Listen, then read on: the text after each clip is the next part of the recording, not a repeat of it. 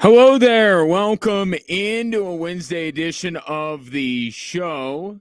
So glad to have you, whether you're listening on your radio, streaming the show online at extrasports1300.com, or you've downloaded the widely available and 100% free to download and use Extra Sports 1300 app, a veritable cornucopia of sports topics are coming your way over the next 3 hours, and I love to get your opinions on all of them.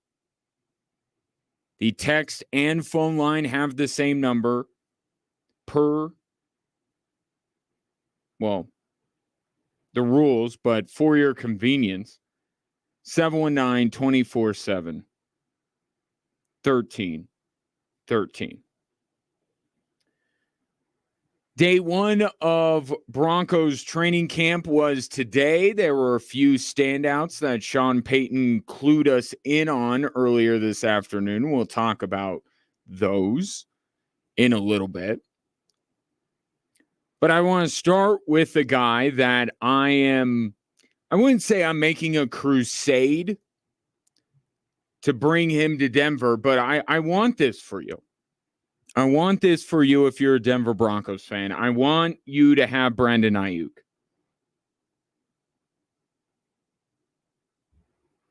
And listening to John Lynch yesterday as Ayuk holds out of 49ers training camp, and he actually has company now because Trent Williams also now holding out of 49ers camp.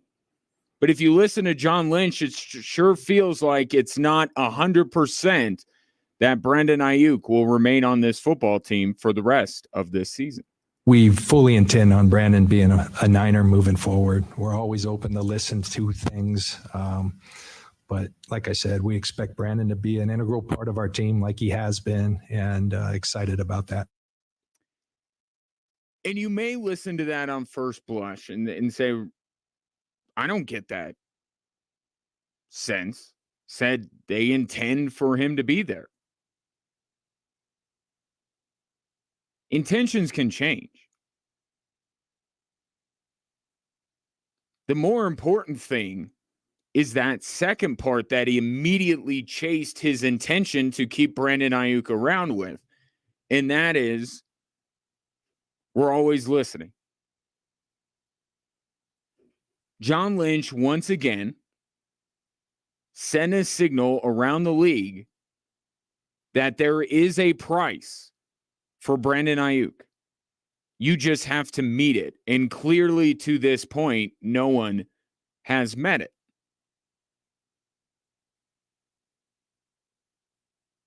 Brandon Ayuk is not going to be a 49er forever. He's not even going to be a 49er for very much longer. The doomsday clock is ticking, and it's counting down to the day that they have to pay Brock Purdy the same amount of money that Jordan Love's about to get paid, that Trevor Lawrence got paid.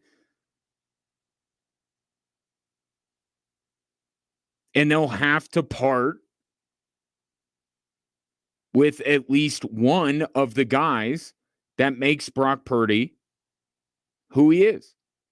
And they have clearly decided, and a little bit of the decision has been made for him, right? Deebo Samuel's contract predates all of this, predates the emergence of Brock Purdy. They just willfully went out and extended the contract of Christian McCaffrey. Trent Williams, even though he's holding out, does have multiple years left on his deal.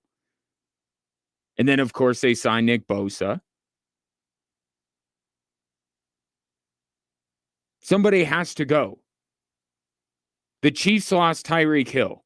If that's going to be the case, then no one gets to keep everybody. And the 49ers have 3, 4, 5 guys that are very good at what they do. They probably have more than that, but names that stand out, right? McCaffrey, Kittle, Deebo, Ayuk, Bosa, Williams. Can't keep them all. And the decision, I think, has been made by San Francisco that Ayuk is going to be the odd man out, not because it's anything against him. These quarterback contracts, you willfully pay them because you have to, because the alternative is too scary to even contemplate. You got to a Super Bowl with Brock Purdy.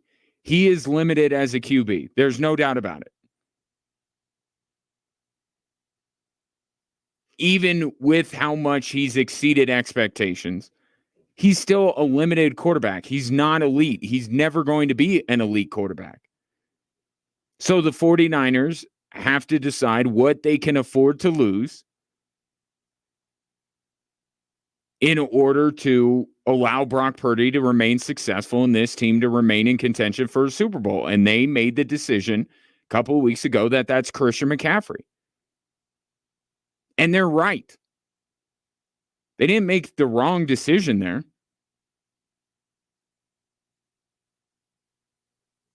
So Ayuk's not going to be around. It's a matter of when he's on a different football team, not if. Sure feels that way at this point.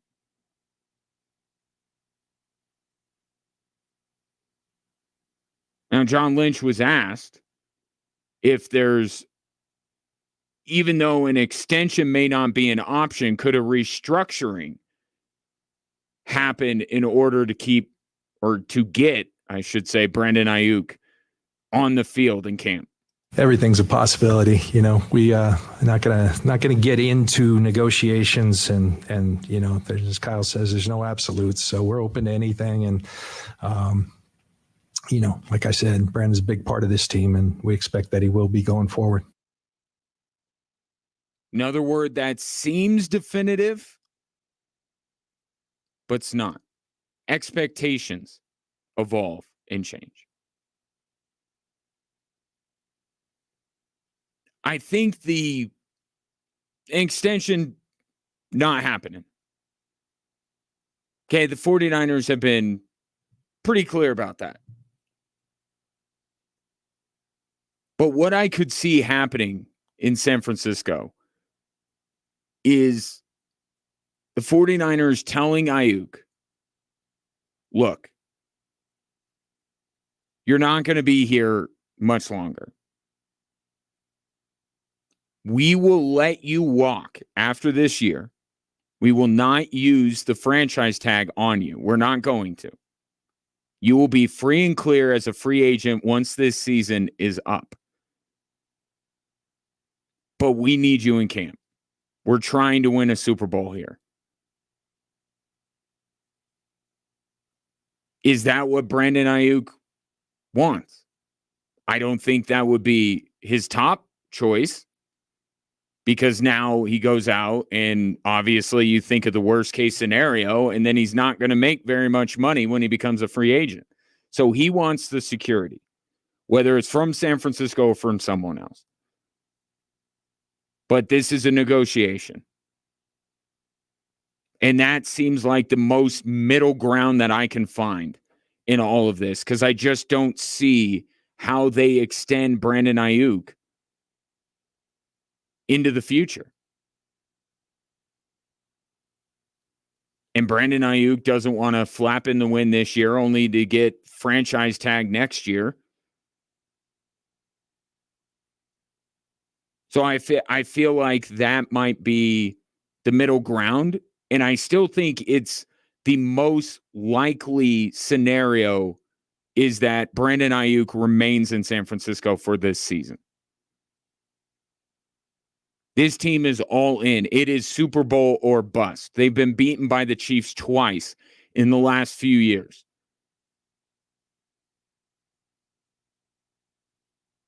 They want one last ride, and then they part ways with Brandon Ayuk and pay Brock Purdy, and then navigate their new future in San Francisco. So I still think Brandon Ayuk plays week one for San Francisco, and could he hold out week one? Maybe, but I think he's on San Francisco week one. Today, Ayuk was spotted leaving practice, which he was not participating in, and go into the 49ers offices where John Lynch was. So we'll see if that brings forth anything, or it's just a, hey, you're not participating. You might as well come in and talk to me and see if we can get on the same page here. But where the Broncos come in all of this is, let's say the 49ers find that middle ground. Let's say there are two options here. Option one is that they say, we're not going to franchise tag you. You're going to be free and clear after this year. And Brandon Ayuk begrudgingly accepts their terms and plays for the San Francisco 49ers this year. Okay. Option two is he gets traded. Either way, it looks like Brandon Ayuk is going to be playing football elsewhere in the very near future. And if San Francisco can't get him to agree or whatever, he ends up leaving via free agency, the Broncos are going to be competing with the same teams they're maybe competing with now to try and trade for him. Washington, New England. Probably a couple of others. Pittsburgh. Broncos can probably spend more than a lot of these teams. But it does seem like Brandon Ayuk has his heart set on Washington. So how do you change that course? You call up John Lynch and you meet his asking price. And if the Broncos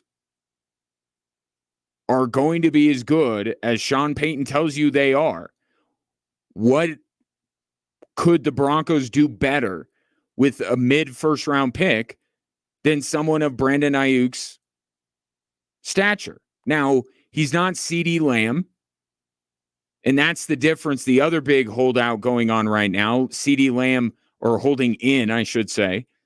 No, he's out. Ayuk's in. The holding in, holding out, it gets confusing. CeeDee Lamb's not in Oxnard.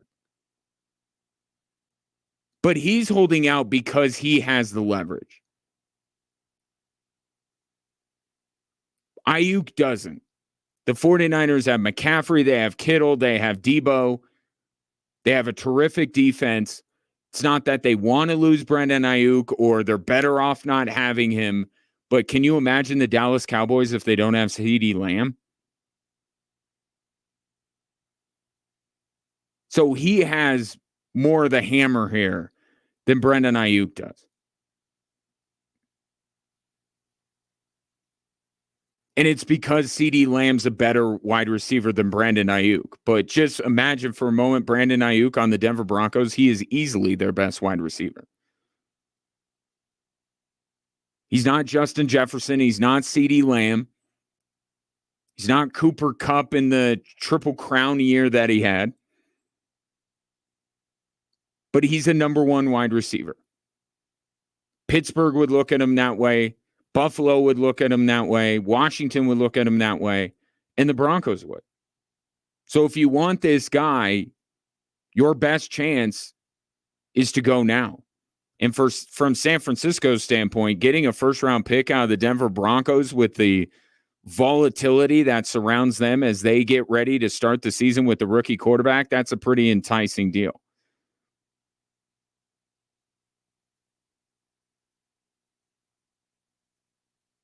But Bo Nix and the Denver Broncos need someone like Brandon Ayuk, and that guy doesn't exist on this roster. And you just heard John Lynch tell you that you can get him. And I feel like a first-round pick would be more than fair for a guy that you have to turn around and pay. I mean, you can negotiate. You can offer a third. You can offer a second and a third. You can put Cortland Sutton up in the trade. You can do all that kind of stuff. But eventually, you got to land on your top bid and meet John Lynch's asking price. because they feel like in the end they can win this with Brandon Ayuk, but with the risk of losing him for nothing, a compensatory pick,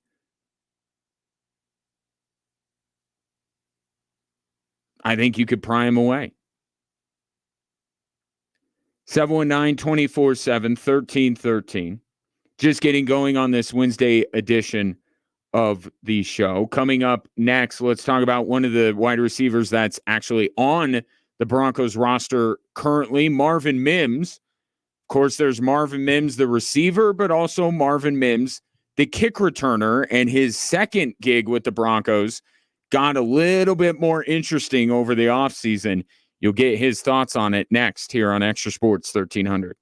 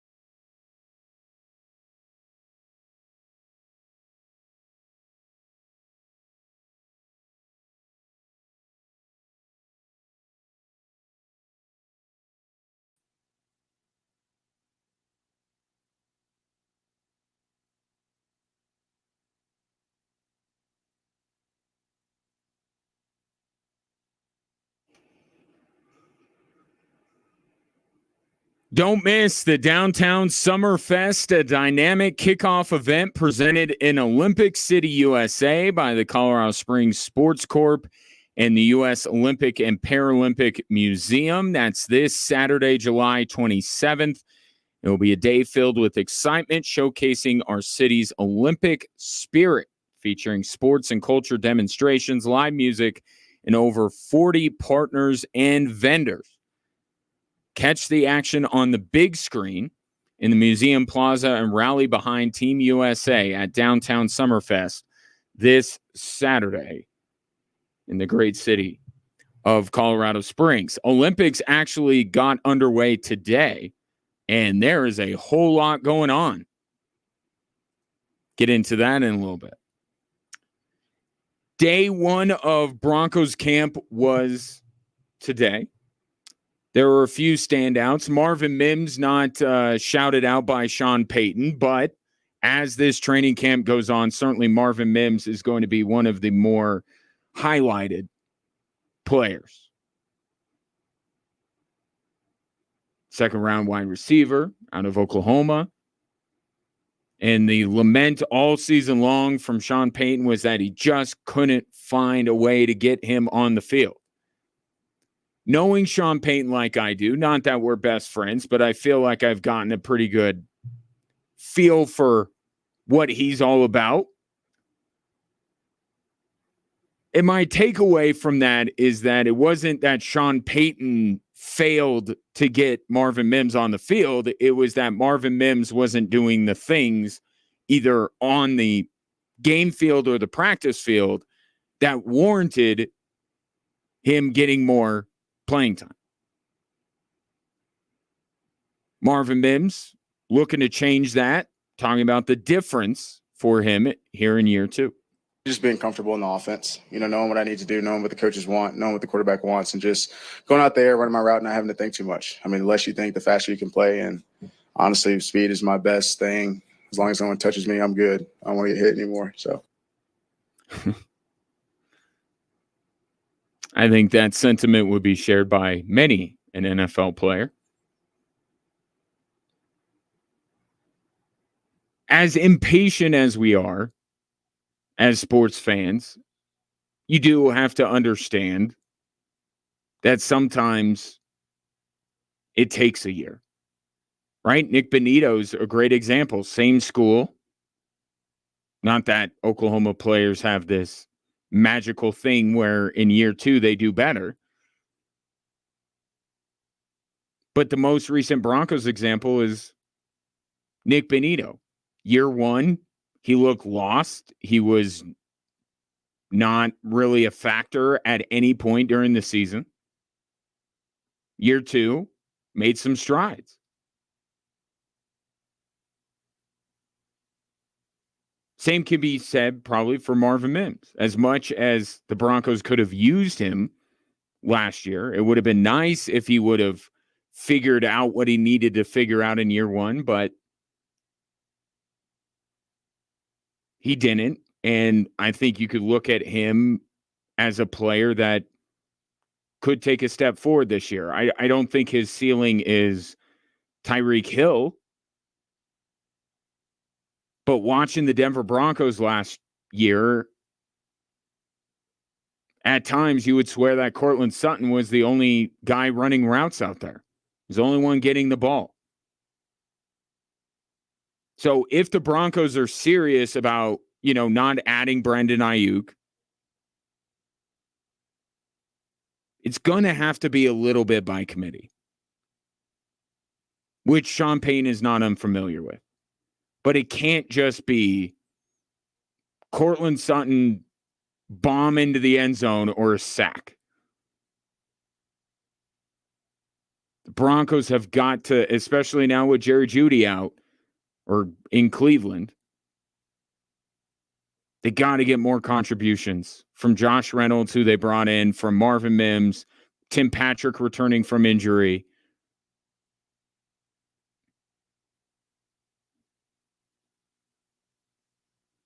You got to get more. Got to get more than they did last year out of the wide receiver position. And we can pin so much of the Broncos' ills on Russell Wilson.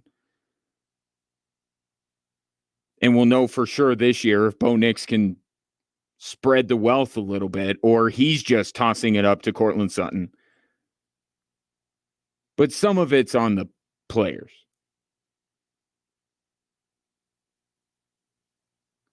And if you're a player like Marvin Mims, to his point, you just want to run really fast and get away from people because you can.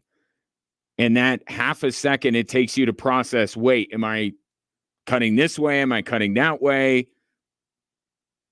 It takes away what makes you special. Marvin Mims is not physically imposing. He's got to separate, but he has the ability to do that. And perhaps with more of a handle on the offense, we'll start to see some of that. Of course, with Marvin Mims, it's not just about catching passes. It's about returning kicks. And now with this new kickoff rule, things got a little interesting with this XFL stolen kickoff rule that the NFL has adopted. Marvin Mims is as intrigued by it as you are. I think it's going to be a real good play for us. I think that's going to be one of our hidden gems this year is the kickoff rule. But, there's a lot of getting used to it, a lot of understanding that we got to kind of catch up on fast because, just like I said, we got 3 preseason games and we got the first week of the season. So we want to kind of know what we're doing, get there for the first game. Now, we're all going to learn the nuances of this thing, and the Broncos special teams coordinator had mentioned a while back that the guys who are kicking off, because right now everybody's, kicking off, and then they're going to land on their kickoff specialist. But they're working on this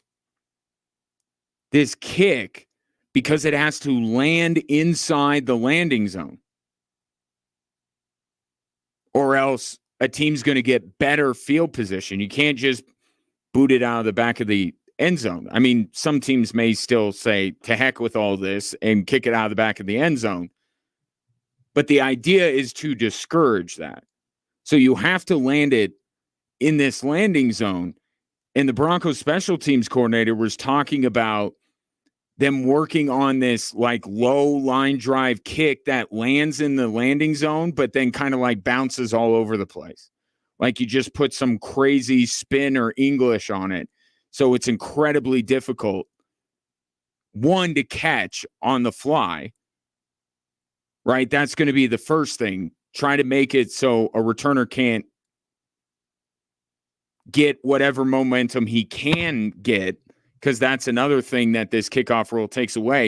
You're not going to be able to really get the head start that you have been able to in the past. But don't let them catch it in stride and start up the field, because everything else about this kickoff rule is going to be conducive to kick returners that can catch the ball cleanly to have big returns. So low, make it difficult for them to catch on the fly. And then if it does bounce, don't let it bounce predictably. Right? Don't let it bounce straight up. I don't know how much we're going to see in preseason. As much as Marvin Mims thinks that, he has these 3 preseason games to figure it out. I think a lot of teams in a preseason game, why wouldn't you just kick it out of the back of the end zone? What harm does it do? Work on all your little tricks and all your little cheat codes that you think you have with this new kickoff rule. Work on that during practice. I don't think we're going to get a great look at the new kickoff rule in preseason. I think week 1 is going to be like insanity. I think we're going to have a couple of kickoffs return for touchdowns. I think we're going to have a slew of flags thrown because people aren't following the proper protocol.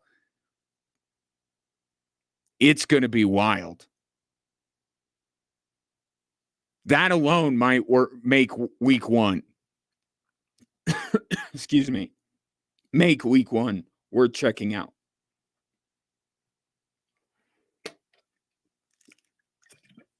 getting choked up just thinking about how awesome the new kickoff rule is going to be. Excuse me. So I don't know how much we're going to really get a glimpse of this, or maybe it's just going to be a glimpse.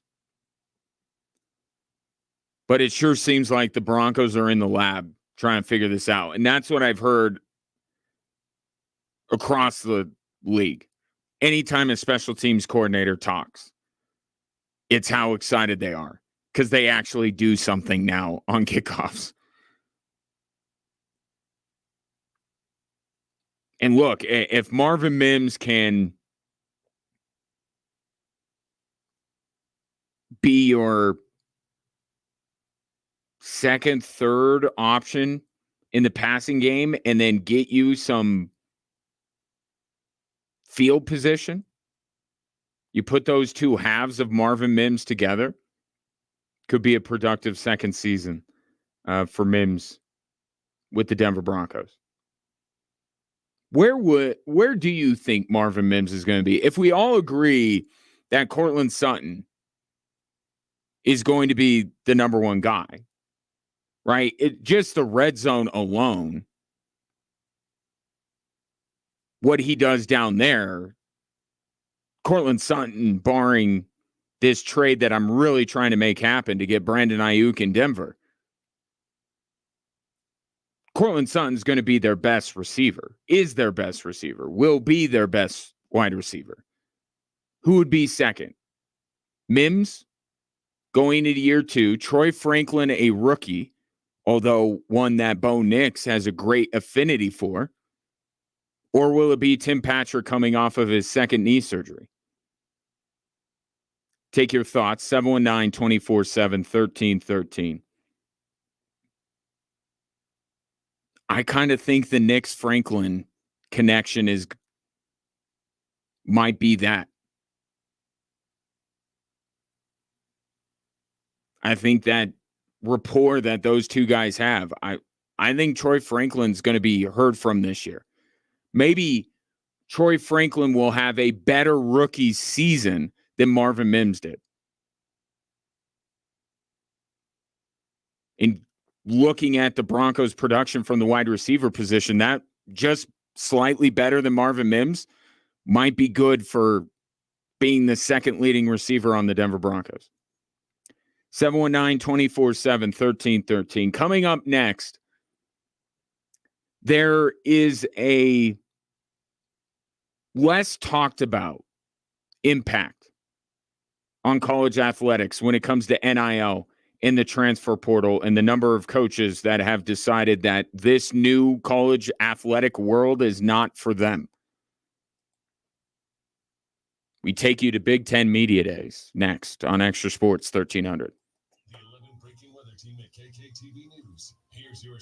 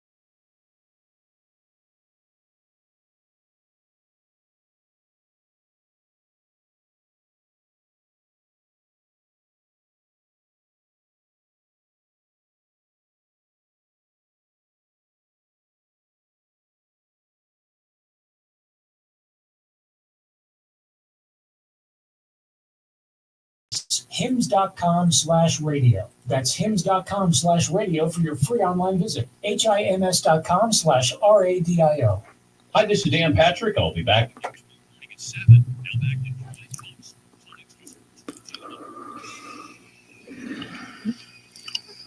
Update from Paris. Uzbekistan has just drawn level with Spain. The soccer competition just getting underway a little bit earlier than the opening ceremonies because they got a lot of matches to get in before the Olympics are over. But yes, Uzbekistan. I know you were lamenting the fact that you had to get in your vehicle and could not follow how that penalty kick from Uzbekistan went, but I'm happy to report, unless you're a Spain fan, that Uzbekistan has drawn level. I'm going to have all sorts of sports going on during this show once the Olympics really get going. Probably won't report on Uzbekistan soccer too much. Just the one time since I have it. I was watching the U.S. and France earlier. That didn't go well. Talk about that in a little bit. Brandon Ayuk does not seem to have a future in San Francisco. John Lynch kind of talking out of both sides of his mouth or being very intentional with what he says, picking words that sound definitive but are actually not in discussing Brandon Ayuk's future. And I continue to say that the Broncos should seriously consider making a trade for him. And if they think they're as good as Sean Payton is trying to make everybody believe, that they're not this 4-13 team that wretched publication USA Today thinks that they are, what could the Broncos get out of this next draft at 13, 14, 15 that's better than Brandon Ayuk? I don't lead with a first-round pick offer. But if I'm the Broncos, I would seriously consider it. Steve G on the text line at 719-247-1313 says, if it's only a number one, fine. Anything more, I can't see it. The lack of receivers on the Broncos, they should try and get him for this year. Well, a couple things with that. One, I'm not going above a first-round pick. And that's only if I truly believe. And that's why I say this is an interesting kind of litmus test for whether the Broncos actually do believe that they'll exceed expectation. Because if they're drafting 14th, 15th, I'd offer that for Brandon Ayuk. I mean, think about what the Broncos are going to need next year. I mean, I know they need a lot of things. They need to get better. They're rebuilding. I understand that. But what's at the top of the list? Same thing that's on the top of so many teams with young quarterbacks lists. Really good wide receivers. So it makes sense. But I'm with you, Steve. I don't go above first round pick. And if John Lynch is looking for more than that, then he's not negotiating in good faith, because that's ridiculous. Because the thing that you can bring up if you're Washington or Pittsburgh or Denver, hey, we got to turn around and pay this guy what he's trying to get out of you. All right. So we're not giving away all our draft capital. I know I'm George Payton and I know what I just did, but I'm not doing it here. I'm not giving up all our draft capital and then paying Brandon Ayuk. I did that once. Not doing it again.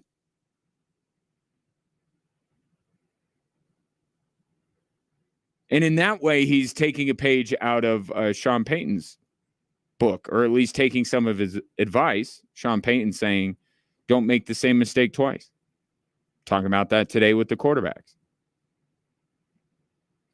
So if you're any team that's calling John Lynch, you can easily say, yeah, I'm not going above that because I have to turn around and pay the guy. And I'm sure most of the offers that are coming in are underwhelming to John Lynch. And the argument that's being made on the other end of that phone call is I got to pay this guy, maybe not Justin Jefferson money, but I got to turn around and pay this guy a significant amount of money. I'm not giving up multiple premium draft capital to get this guy, knowing that there's a non-zero chance that you're just going to let him walk after this year. So I don't think they have to go above that.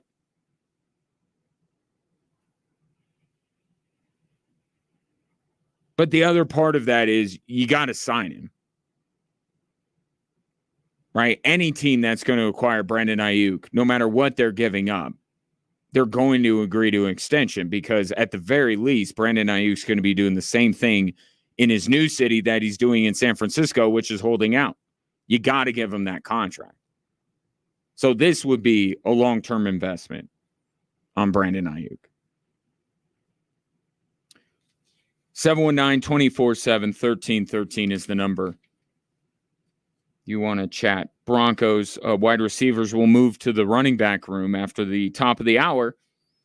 But I want to talk about something very serious that is going on right now in college athletics. And you know what's going on with NIL and the transfer portal. And you're aware that this new college athletics, not just football, but this college athletics landscape that we live in has cost us some giants of collegiate coaching.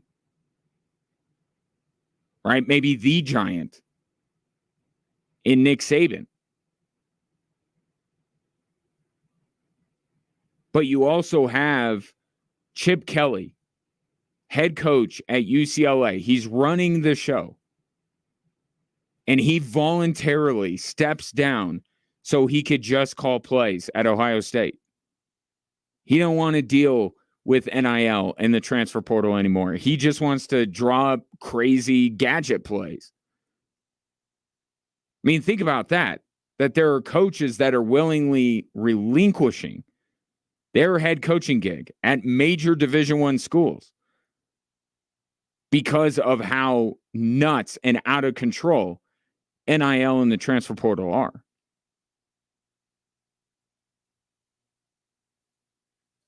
But there is a drawback, a negative effect that is not talked about quite as much. But thankfully,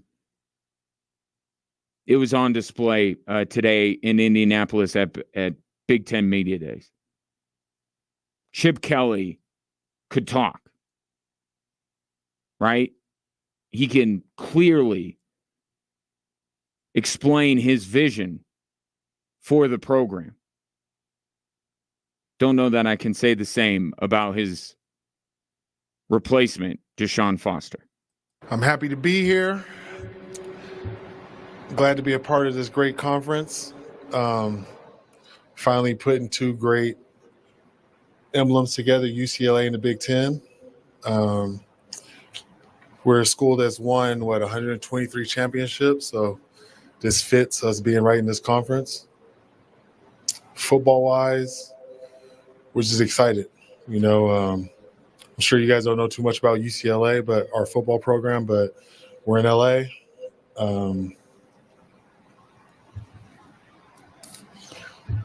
It's us and USC.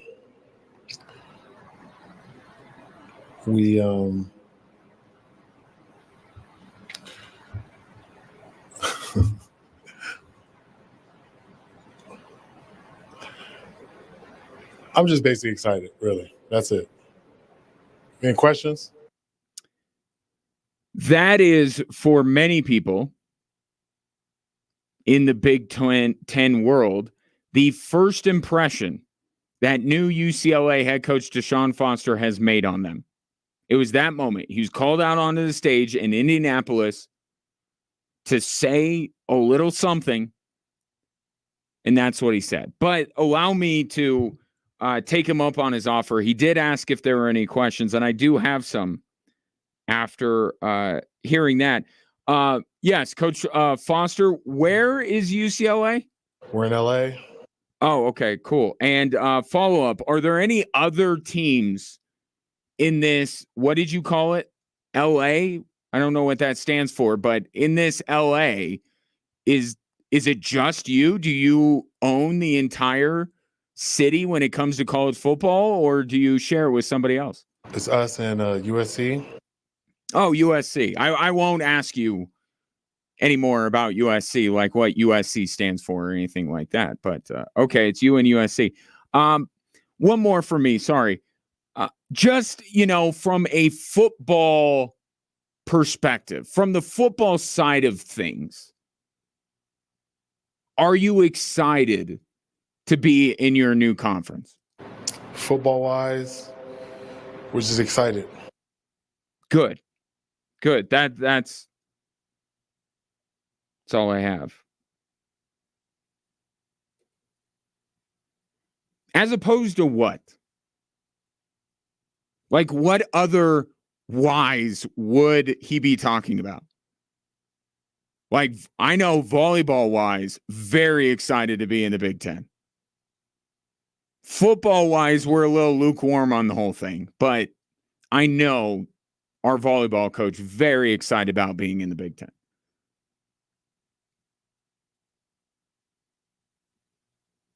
But you know what? I shouldn't have fun at his expense, okay? Because my dating profile reads as follows. You may not know much about me, but I'm a man in Colorado. It's me and 2.9 million other guys. And dating-wise, I'm just excited. That's what my dating profile says. So I really can't sit here and judge Deshaun Foster because you know what? He gave out the vital information.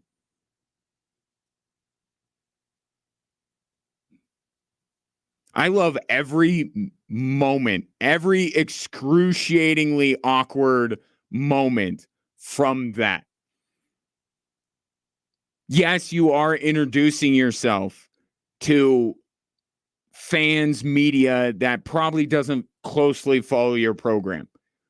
I would have serious questions about the job qualifications of anyone covering college football anywhere if they didn't know where UCLA was. And if I may be so bold, I would think that knowing that USC is also in LA should be a required part of this. I'm not advocating for some kind of a test to be given to potential college football beat writers, but I feel like that's assumed that they know that UCLA is in LA. But that it's not just them, it's also USC, that they both coexist somehow in the number 2 media market in America. Feels like I've been to LA a few times, not to brag. That city is big enough for 2 whole college football programs. I will say that.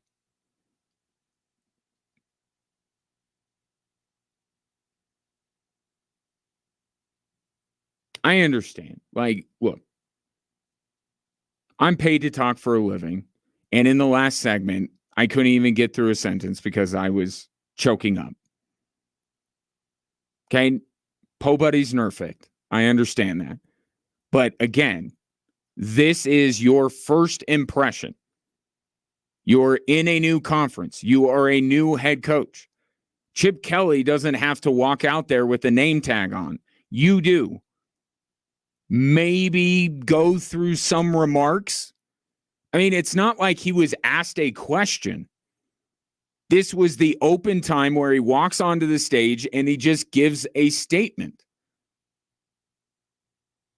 I know at UCLA this fall, they're just going to be going straight to the questions. You know, Coach Prime, when he gets into those post-game press conferences, he starts talking. You don't ask him a question. He starts talking and then opens it up for questions. With Deshaun Foster, there will be no takes from the game, just straight to questions. I mean, it's almost like Chip Kelly suddenly left the program and UCLA was scrambling, trying to find someone to replace him, and didn't maybe fully vet Deshaun Foster and whether he would be the best face, or in this case, best voice for their football program. Almost feels that way if I didn't know any better. I just can't wait for, I believe it's September 28th. Yes, September 28th on ABC, I think. And they do the live shots of the locker rooms. And then this is going on in the Oregon locker room or something to this effect.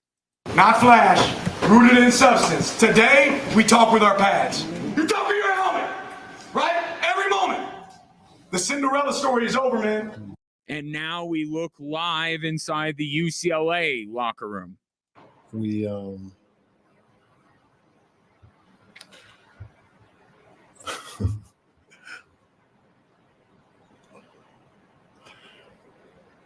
I'm just basically excited, really. That's it. And Oregon goes on to beat UCLA by 65 points.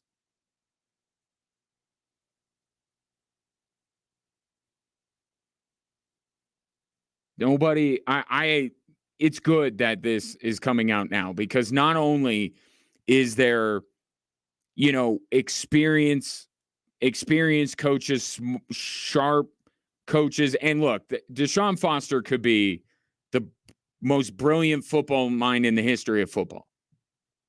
Okay, but especially in this college football world we live in, that's not where your job ends. Right? In fact, it was the other stuff that is now more important than coaching ball that led to Deshaun Foster getting the job at UCLA.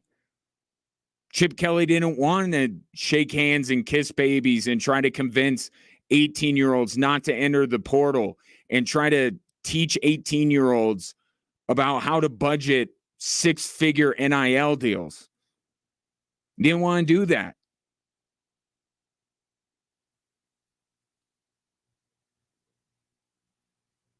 I think I saw on social media that UCLA put out an email to their NIL donors letting them know there are no refunds on the NIL money. Once you give us NIL money, you're not taking it back. If UCLA had football fans, today would be devastating to see their new head coach make that kind of a first impression. 719-247-1313. Coming up next, a team that has plenty of fans and they're getting a little antsy. They want to see more winning, and they want to see more Javonte Williams trucking over guys. Is that going to happen again for Javonte Williams? Sean Payton discusses next.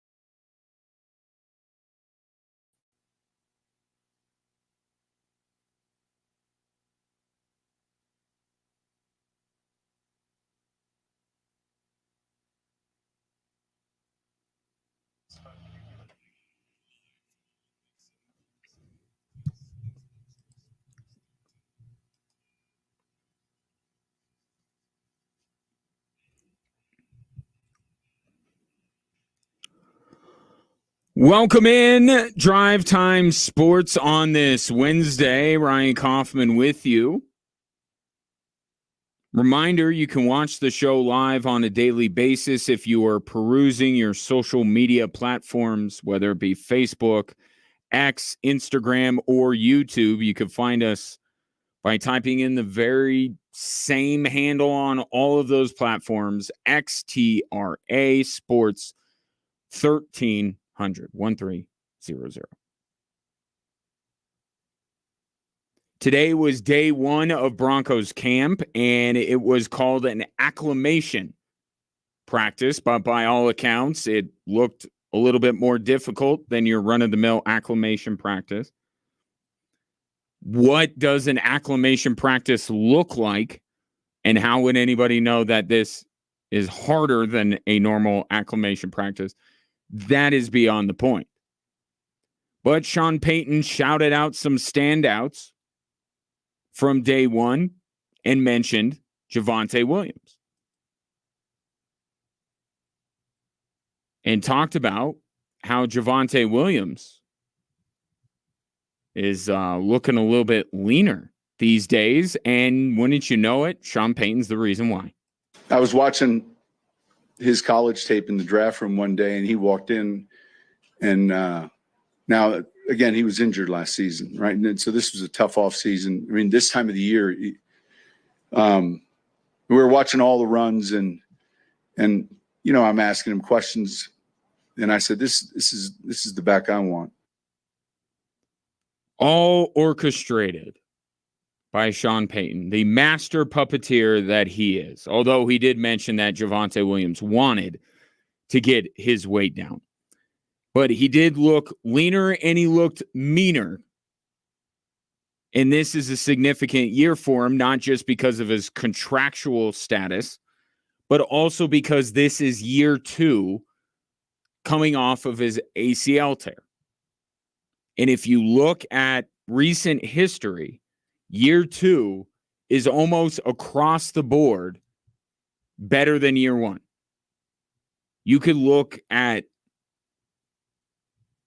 almost any running back that you can recall in the last 10, 15 years that has suffered an ACL tear. Outside of Adrian Peterson, who is a freak of nature, pretty much everyone else saw their numbers dip in year 1 from what they were before the injury, and then year 2, they came back up. Now, the question is, if the baseline is Javonte Williams is going to be better this year, can he get back to where he was before he got hurt? That is a little bit more of a mixed bag. Darren Sproles, Jamal Charles, who each went through this, did not, after 2 years away from the surgery, match their production from before they got hurt. Dalvin Cook was about level, was not better, was not worse. Saquon Barkley and Rashad Penny were better eventually coming off of their ACL tears. What is the indicator? Age.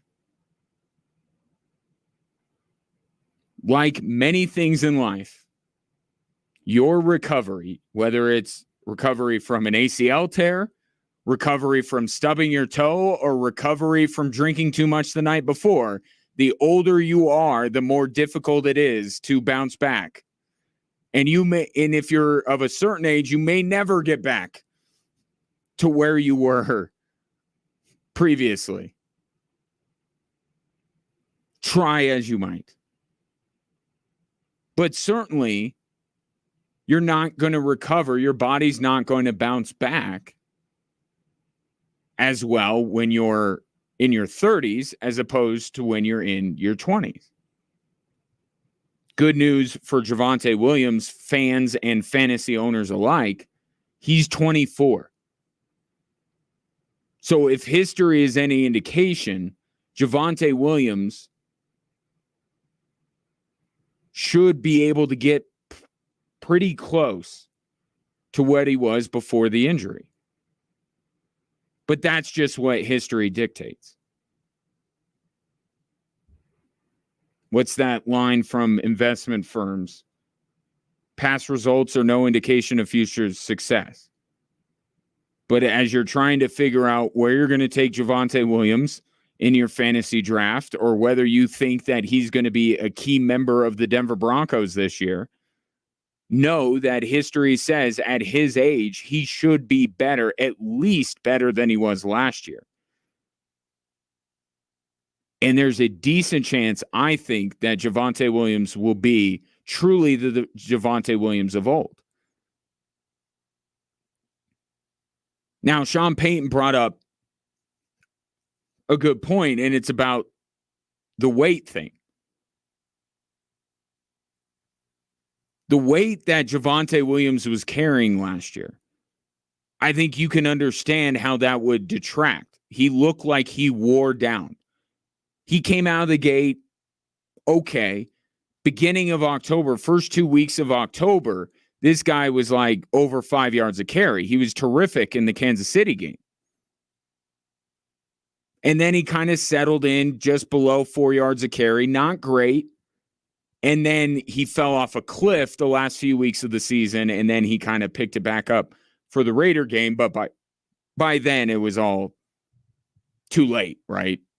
Broncos season was over by that point, and the Raider game was just for funsies, basically. That can be attributed to his weight, especially if it's weight that he's not used to carrying around.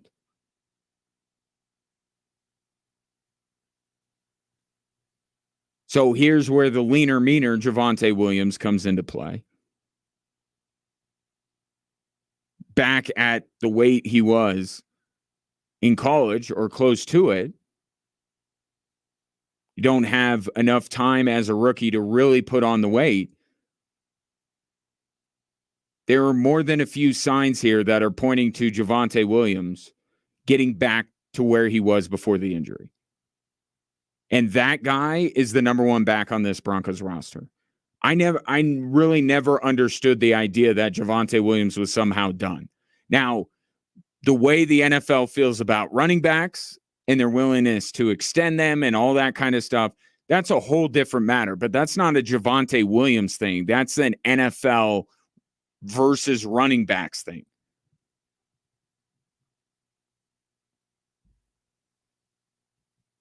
He's the number one back on this roster. And he was always going to be. It should not have raised alarm bells that one season after tearing his ACL that he wasn't nearly what he was.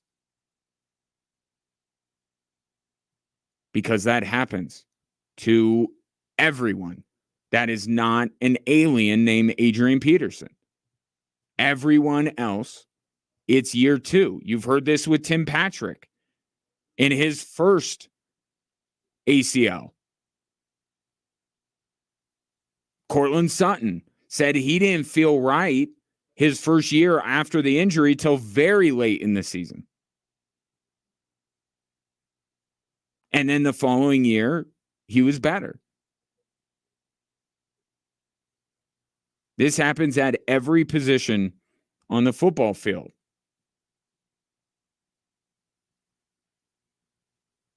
So Javonte Williams is going to be the Denver Broncos' number one back.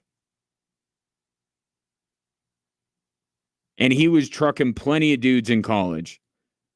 So I don't know that there's too much worry that he can't do that anymore. And then you think about the complement between him and Jaleel McLaughlin.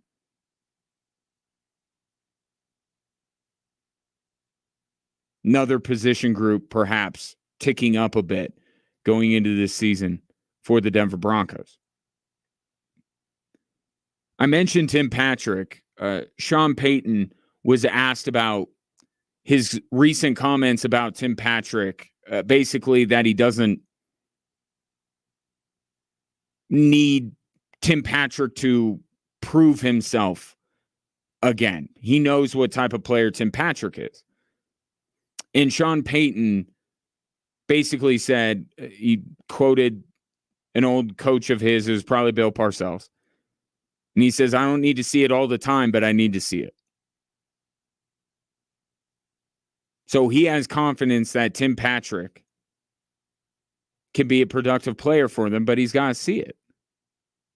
And I'm curious to see it too, because with Tim Patrick, we're 2 knee surgeries deep here. We can go on to a full other data set about guys that tear their ACL a second time and what they are, or tearing the other one, or sustaining another significant injury. Your body, no matter what age you are, cannot handle those and bounce back. And Tim Patrick's 30. So if we're looking at these guys, and he's in year 1. He's in year 1 from his second season-ending injury. So while my expectations, and if you're a Broncos fan, your hopes should be higher for Javonte Williams, I think the best place for them to be at with Tim Patrick is as low. Look to Troy Franklin. Look to Marvin Mims. Bank on Cortland Sutton. Tim Patrick, to me, is a nice, pleasant surprise. Javonte Williams, there's a little bit of expectation that he should be better, and he needs to be better. Right? That's the other part of it. Tim Patrick's not the number 1 option on this team. Probably not even the second option. Anything you get from him, maybe it's a crucial 3rd down play late in the game. Throw it up to him, he brings it down. I could see a couple of Tim Patrick games because that's what he was. That's how he burst onto the scene. That's how he became a Denver Bronco, right? It wasn't volume. Is you look at the end of the game and he'd have 2 catches for an average of 25 yards a catch. If Tim Patrick can give you one of those,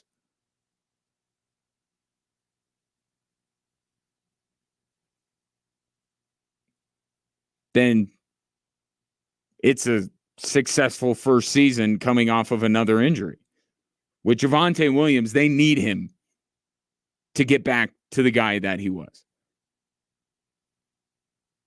Because Jaleel McLaughlin, as dynamic as he is, the physical limitations he has. He's not a lead back. And I understand all of these guys are going to get carries, right? That's how the NFL works. But Jaleel McLaughlin, I feel like they have him at a pretty good spot in terms of his touches. I think Estime is going to take carries from Samaje Perine, not from Javonte Williams. Javonte Williams will get his touches and needs to because he's the best running back on the roster. And a good running game is one of many best friends that a young quarterback can have. 719-247-1313. Take your thoughts on the leaner, meaner Javonte Williams, or I should say, definitely the leaner Javonte. Is he meaner? We'll find out this NFL season. 719-247-1313. Coming up next, Kentavious Caldwell-Pope speaks, of course, on a podcast about what ultimately kept the Denver Nuggets from going back-to-back.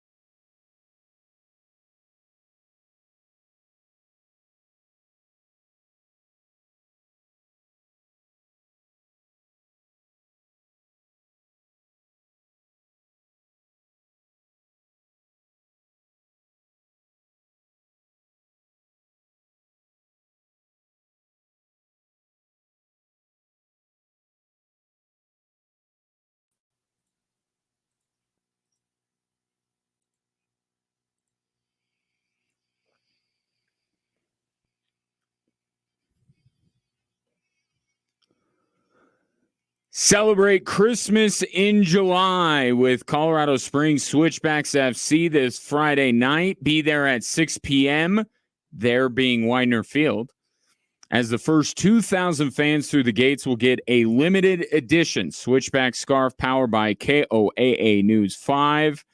And then after the Switchbacks beat down Las Vegas Lights FC, experience a very special Christmas fireworks display.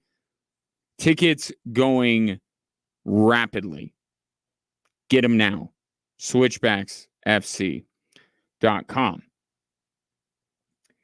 Contavious Caldwell-Pope, one-time member of the Denver Nuggets, now a full-blown Magic Man.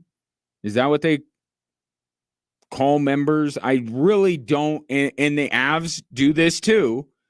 I'm not ignoring the team in my own backyard. I don't like team names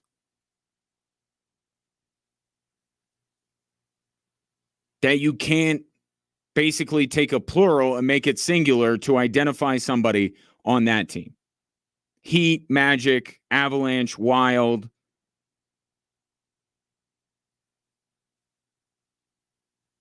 I don't like it.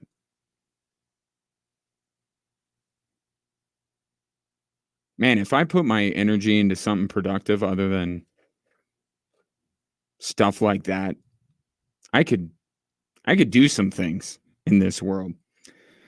Anyway, Contavious Caldwell-Pope was on Draymond Green's podcast, and he was asked whether they believe, despite losing Bruce Brown, remember, the epitaph was written for the Denver Nuggets after they lost Bruce Brown and Jeff Green.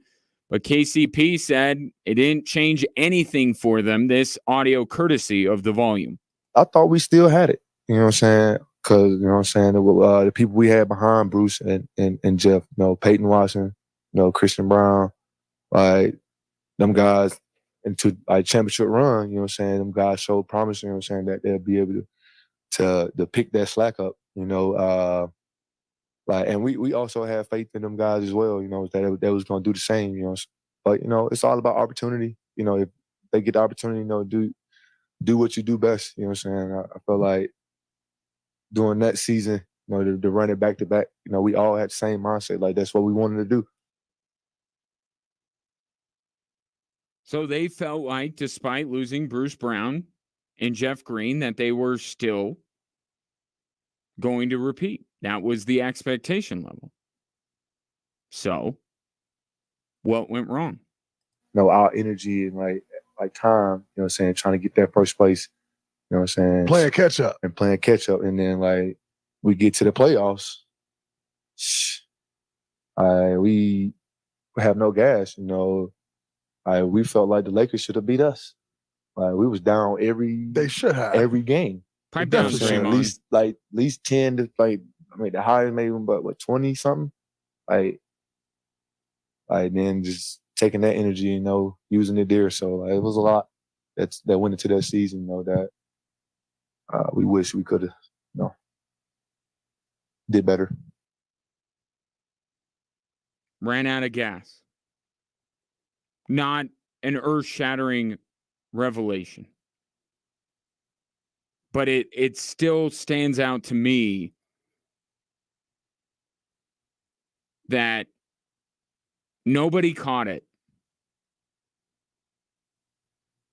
It just didn't seem like anybody raised their hand and said, you know, this isn't the most important thing. We don't need the number one seed. We rolled through the postseason last year. And by nobody, I would say us.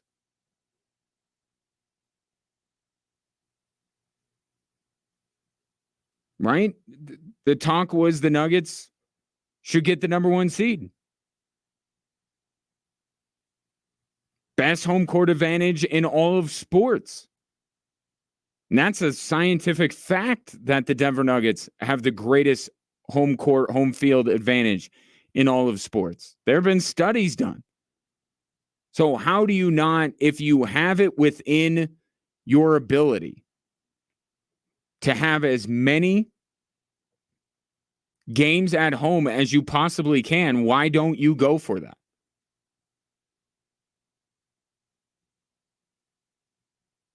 Kentavious Caldwell-Pope says some guys, as the season wore on, kind of started wondering whether their priorities were in the right place.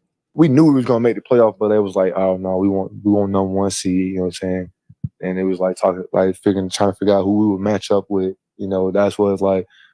I don't worry about that. Let's just get to the playoffs, no matter what seed we are. You know what I'm saying? Like, it's not gonna be our championship route, but we was number one seed, but we had that route. No, it's not gonna be that this year. You know what I'm saying? Because during the season, we did have Maul got hurt a little bit. You know, he sat down. You know what I'm saying? I sat out a few games. You know, AG getting hurt. You know, a lot of things happened within that. You know, trying to race up for first. So, like you said earlier, you know, we should have just been like trying to get there healthy. You know, regardless of what seed we was, and then just go from there. Kentavious Caldwell-Pope, I very much remember during that spurt after the All-Star break saying that they wanted the number one seed. So I don't know if he was referring to his own change of heart, when that change of heart might have happened. Was he talking about somebody else on the team was trying to point out that they should not be consumed by chasing down the number one pick or number one seed? But it seems like somebody at some point thought maybe it wasn't what they should be pursuing. And the person that ultimately this falls on is Michael Malone. Right? Because even though Kentavious Caldwell-Pope was right there saying we want the one seed, competitors are going to compete. You dangle a carrot, they're going to chase after it. And Michael Malone dangled that carrot. He said that that was something they needed to get, that they should pursue. So they went all out to get it. It's on the head coach to understand the dynamics and weigh the pros and the cons and to say this isn't worth it.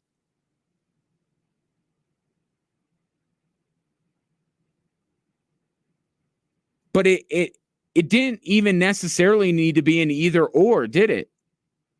You just heard Kentavious Caldwell-Pope say that they had all the faith in the world in Peyton Watson and Christian Brown to fill in for Jeff Green and Bruce Brown.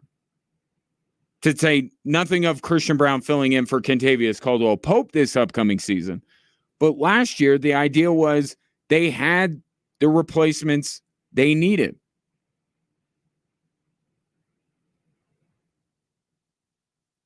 There was just a complete lack of balance. Michael Malone wanted the one seed, thought that, you know, playing the young guys and the younger guys beneath Peyton Watson and Christian Brown would take away from that. There was no balance. That's what the Nuggets failed to reach. I'm not going to say that home court doesn't matter, because it does. It does. And I do think that when you have the most pronounced home court advantage in the league, that you should really want to get home court advantage. But last year was also supposed to be, even as difficult as it is when you are trying to repeat as an NBA champion, it was about developing the younger guys. You know, maybe if Christian Brown plays 22, 23, 25 minutes instead of 20, maybe you feel better about his ability to step in for Kentavious Caldwell-Pope.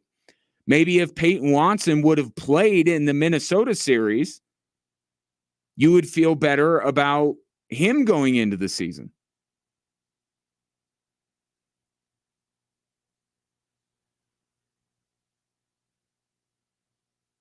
Everyone on that team except Kentavious Caldwell-Pope had no idea what it was going to be like to defend a title. And I don't even know that KCP fully had a grasp of it. he's won a title before. He knows what it takes to win a title. That's why the Nuggets, in part, acquired him.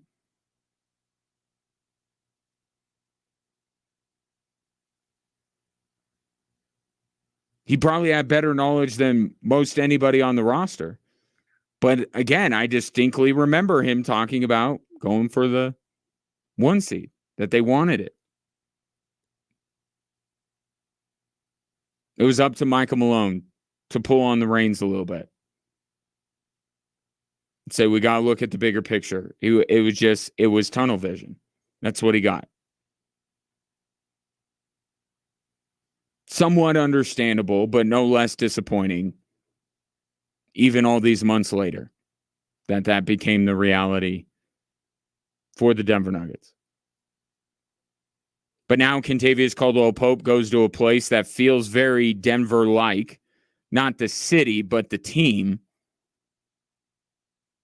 I don't think Orlando's as close to winning a title as Denver was when they acquired KCP, but keep an eye on Orlando. You know, talking about Boston, talking about the Knicks, talking about Philly, people wondering if Milwaukee's going to bounce back. If there's a dark horse in that East, not that I think that Orlando's ready to take down Boston, but if there's a team in the East that is not being talked about nearly enough, it's Orlando. And acquiring Kentavious Caldwell-Pope is part of that reason.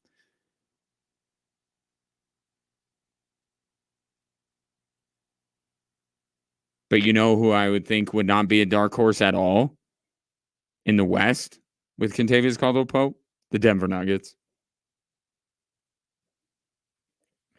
719-247-1313. It will be very interesting to see once the season gets back going. How much time? That's immediately where everyone's going to be looking, right?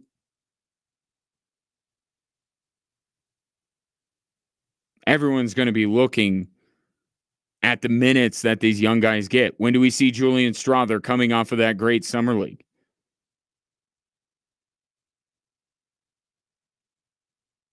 And then, of course, Christian Brown filling in for Kentavious Caldwell-Pope.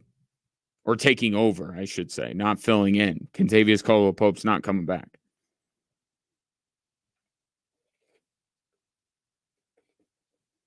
Defending a title is a different, it's the hunter-hunted thing.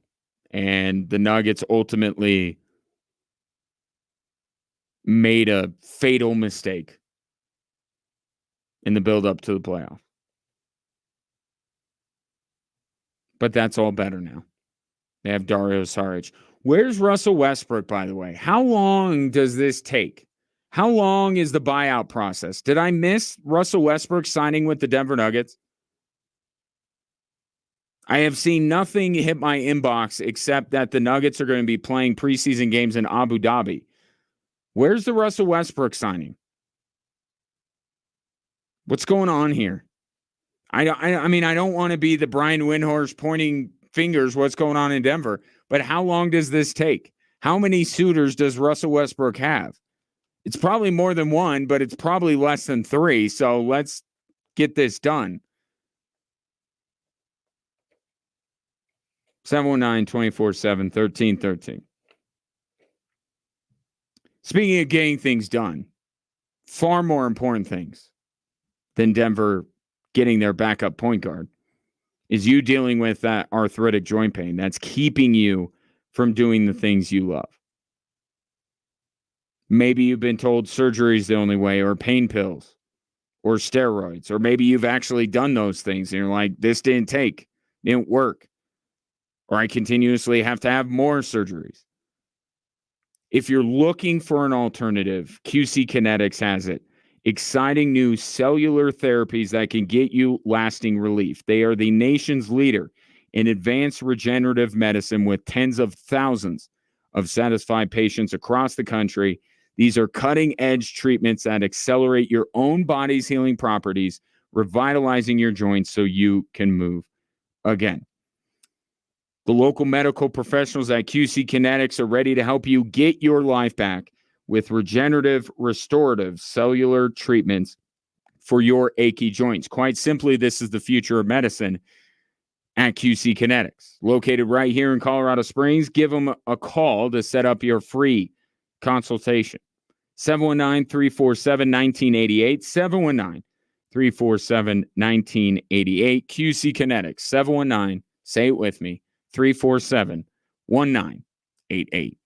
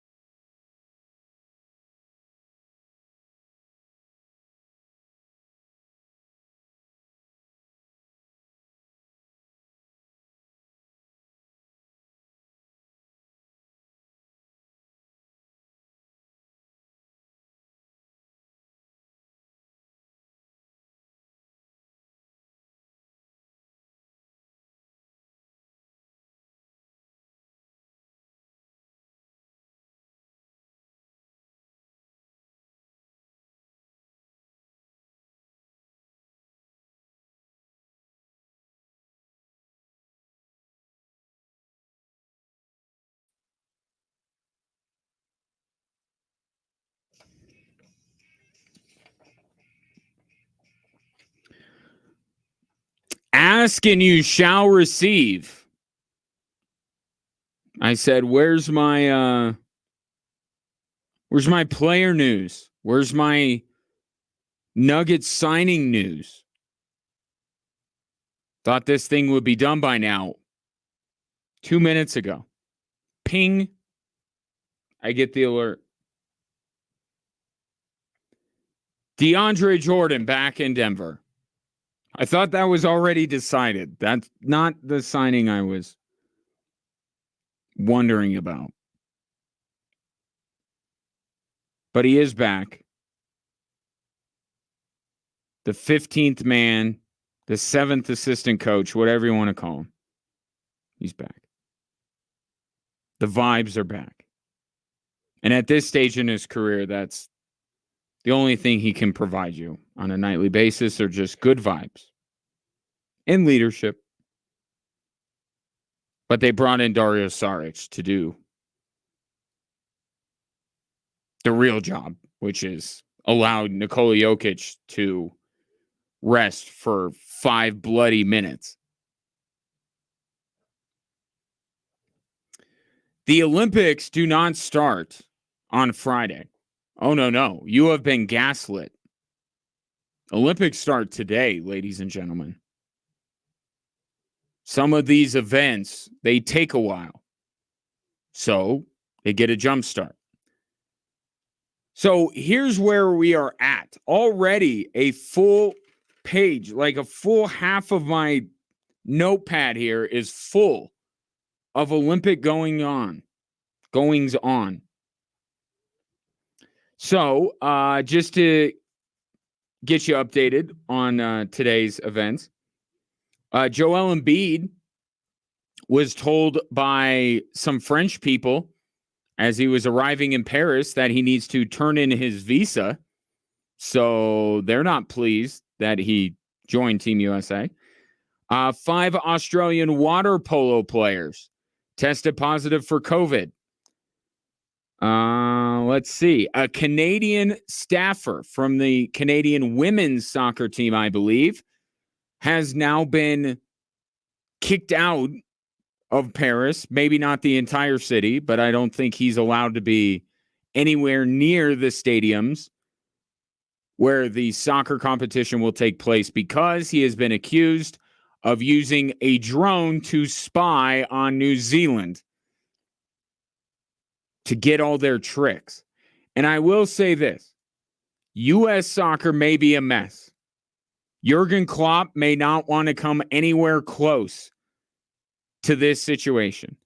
And Canada may have gone further in the Copa America, led by an American head coach that absolutely could have been the U.S.'s head coach and now wants nothing to do with the job. All that may be true. But at least we lose fair and square, Canada. If you would have told me that Canada was going to be the first cheating scandal of the Olympics, I'm floored. It's not a hypothetical. Did happen. I don't know how many athletes Russia has. I think it's like 12. I would have expected it to be one of them.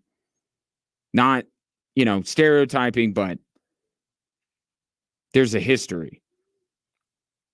Canada cheating, going all high-tech Spygate stuff. Josh McDaniels is like, man, I had to go through the effort of setting up a camera in some inconspicuous place. They have drones now. They have flying machines that I can. It's not a military drone. Like, you can see it. We may lose. Okay? But we lose with honor and dignity. Unless one of our players picks up a red card for just going completely mental. And then we don't lose with as much honor and dignity. But we don't cheat. Okay? So, shame on you, Canada. As far as the competition goes, not a great day for the Stars and Stripes, although they did not cheat. I cannot stress enough how the U.S. did not spy on the Fiji rugby team or the French men's soccer team. And they paid dearly for it. The U.S. rugby team was smoked by Fiji 38-12. That's now 3 things that I know Fiji for. First is the water. Second is that's where Truman wanted to go in the Truman Show, right? It was Fiji. And now they are much better than us at rugby. 38-12. They count by fives in that sport. So do the math. It was a beatdown. And then in a sport that counts by ones, the U.S. men's soccer team got blanked by France 3-0. Not off to a flying start. But I can't say this for our rugby team, but I can say this for our men's soccer team. We don't really care about the Olympics on the men's side because we don't send our best players. We send our young players. We send our AAA team to the Olympics. So we don't even care. Good for you, France. We don't care. The only soccer we care about during the Olympics, and let's be real here, the only soccer that we care about and take pride in at the international level is the women. And tomorrow they will be in action for their first match of the Olympics. They're going to take on Zambia at 1 o'clock Mountain Time if you are interested. We have 22. I have to look at my sheet. 22 or 23 Colorado-born athletes in these Olympic Games. And the reason I'm wavering is I can't remember if it was 22 before they added Derek White or it was 21 and then became 22. But we have over 20 Colorado-born athletes in these Olympic Games, and 3 of them are on the U.S. women's soccer team. So if you're looking to maybe extend your patriotism towards your state, I would look to the women's soccer team. Not only do I think they'll be one of the more successful teams in Paris, they're led by a trio of Coloradans, Lindsey Horan, Mallory Swanson, and Sophia Smith. They get started tomorrow again against Zambia at 1. What else? Archery also tomorrow. And I'm very excited about the women's archery competition because it starts at a time where I am up and alert. 1:30 in the morning. There's nothing like catching some extremely late night live sports. It is in such short supply these days. The women's archery competition will get underway. And I really mean that. Like I'm gonna be locked in. I can't say I'm gonna make it for the duration of the proceedings, but at 1:30, I promise you I'm gonna be awake. Because I'm always awake at 1:30. So the women get going at 1:30. Athlete to watch in that group would be Casey Kaufman. Starts off looking like Casey and I are related. Kauf and then hold. This is her second Olympic Games. She has 2 teammates, Catalina Noriega and Jennifer Fernandez, that will be competing alongside her. And then later in the day, 6:30, a time that I always make a point to not be up by, the men's archery competition will get underway. And friend of the program, so maybe I ought to get up a little bit early. It's going to be a tight squeeze. If I watch archery at 1:30, how many hours of sleep can I get in before 6:30? But friend of the program, Brady Ellison, will be competing in his 5th Olympic Games. He has a couple of silvers and a bronze to his credit. We'll be looking for the other medal this time around. So women at 1:30 in the morning, men at 6:15. If you're like, man, those 2 times don't work for me, it is worth noting that this is the qualification. This is the beginning of it. And if they advance out of here, that's when business really picks up. So don't feel like you're going to miss out completely. So Casey Kaufman and Brady Ellison, maybe a couple of, neither one from Colorado, but a couple of athletes worth watching in archery. And then the main event of the day will be the U.S. women's soccer team against Zambia at 1 with their new head coach. Early returns looking pretty good. So we'll see how they fare. Coco Gauff is going to join LeBron as flag bearers for the opening ceremonies on Friday. So certainly the star power. I have no problem with LeBron other than if you wanted to give it to somebody because of their Olympic exploits, wouldn't you let Kevin Durant do it?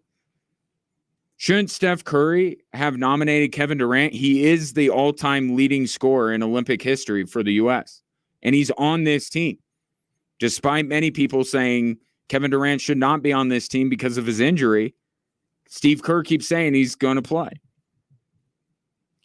But LeBron obviously is looked up to by a lot of these athletes, and Coco Gauff is certainly one of the best female athletes our country has to offer. So on merit, I don't have a problem with it. I kind of like when there are athletes that I don't know about that are holding the flag, right? Because the broadcast is going to talk about those two, maybe pick out a couple of the more famous faces and then move on. Right? So if being a flag bearer is essentially shining the spotlight on somebody, ideally you would want it to shine on people that we don't know, people who their biggest event of their sporting lives is the Olympics. And I don't think you can say that for LeBron or Goff. There's nothing against the flag bearers, just maybe a more ideal choice. But as always, nobody asked me. Speaking of tennis, Jannik Sinner, the number one player in the world on the men's side, not competing. I do not expect that to open the door for an American to win on the men's side, but does open things up a little bit in the Olympic field that Jannik Sinner is out. And today it was announced that the 2034 Winter Games will be right next door in Utah. Salt Lake City back hosting a Winter Games, which I am very excited about. I mean, I know it is 10 years away, and I don't want to be, dark or anything like that. I'll just say it's a long time and a lot of things can happen, but with disposable income of my own now, I think that try to drag my by then grown sons to Salt Lake City. And how about the last few months for sports? Salt Lake City, they get the Yotes. Now they're hosting the Winter Olympics. So that's all I got on the Olympics. I believe that Spain was able to hold on to beat Uzbekistan 2-1 in men's soccer. I know that you're wondering, like, okay, he's talking about Team USA. What about Team Uzbekistan? So the Olympics are going on. If you just can't wait till Friday. Plenty going on the next couple of days. And a reminder that we will be all over the goings-on in Paris. Hopefully we have more sporting competitions than positive COVID tests and cheating scandals once we really get going in earnest. But our friends at Westwood One will be giving hourly updates on what's going on in Paris. And then on this program, I'll be fitting it in with Broncos training camp and whatever else may be permeating through the sports world on a daily basis. So there you go.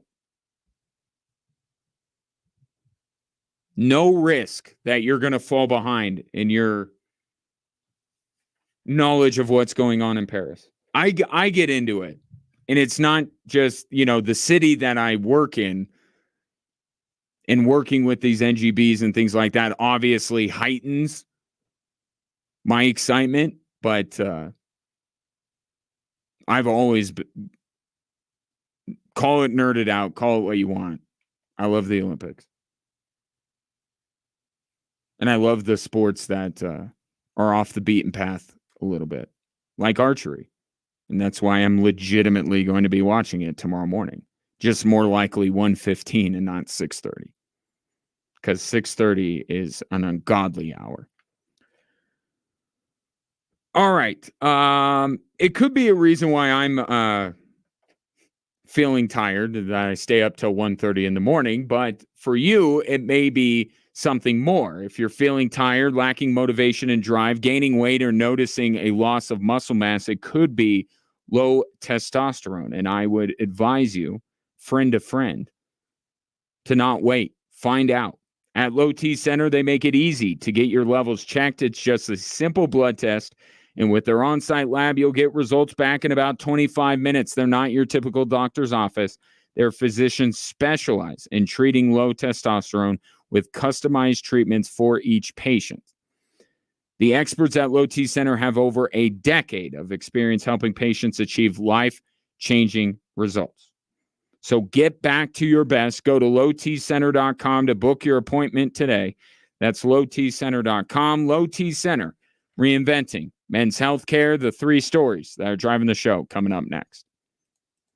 On the battlefield, there's a saying America's military men and women live by. Never leave a fallen warrior behind, ever. Off the battlefield.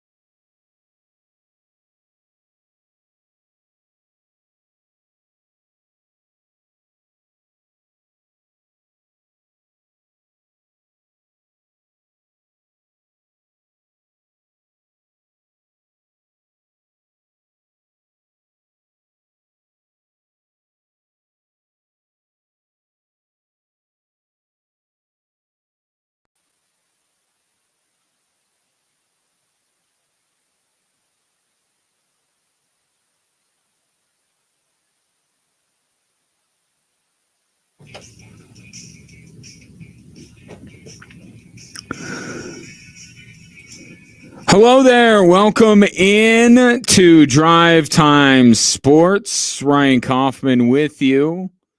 And I so do appreciate your patronage, whether you're listening on air, online, through the Extra Sports 1300 app, or you're watching at Extra Sports 1300 on our social media platforms. If you'd like to interact with the show, even if it is just to give me a hard time, I welcome that. I thrive on it. I mean, I go home and cry about it, but like during the show, I thrive on it. 719-247-1313. You can text or phone in your thoughts, like Brett, who says, I made it to 450 before mentioning LeBron. Yeah, but this is Team USA, LeBron. It's our country. I'm being patriotic, Brett. I'm talking about Team USA, LeBron. Team USA, LeBron is different than Laker LeBron. Whole different entity. So I don't think that counts. Because I'm talking about America. That's really what I'm talking about.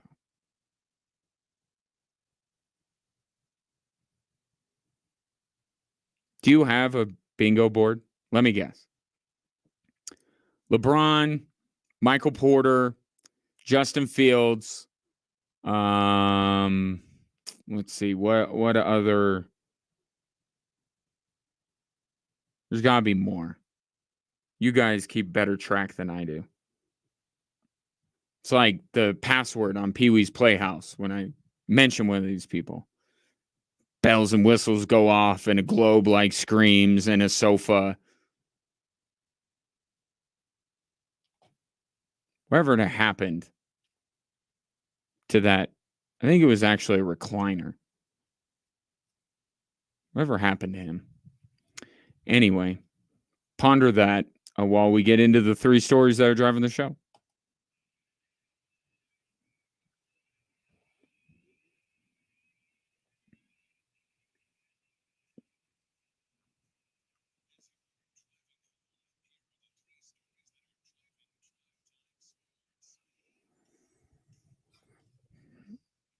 All right, let's start with Slim Javonte. Yeah, it looks good. I don't know if you've noticed, if you guys get a chance to get up and close, but he's lost weight. He looks trim. I thought he looked sharp today. He looked much different. His weight's down, and proud of him. If you are keeping track at home, day one of Broncos training camp goes to Javonte Williams. He was the story of camp today, not only because of his physique, but because of his performance on the field today. But a slimmer Javonte Williams is a better Javonte Williams, in my opinion. Sean Payton said that he wanted Javonte to get down to, and he wants this from all young players, wants them to be near the weight they were in college. Kind of makes sense, right? That's where you fell in love with them. That's when you see their tools and say, I can work with that. That guy can help my football team win. But when you slim down too much, you bulk up too much, you're not quite the player that the organization fell in love with. And it's understandable why Javonte Williams was carrying around extra weight, because he was coming back from an ACL.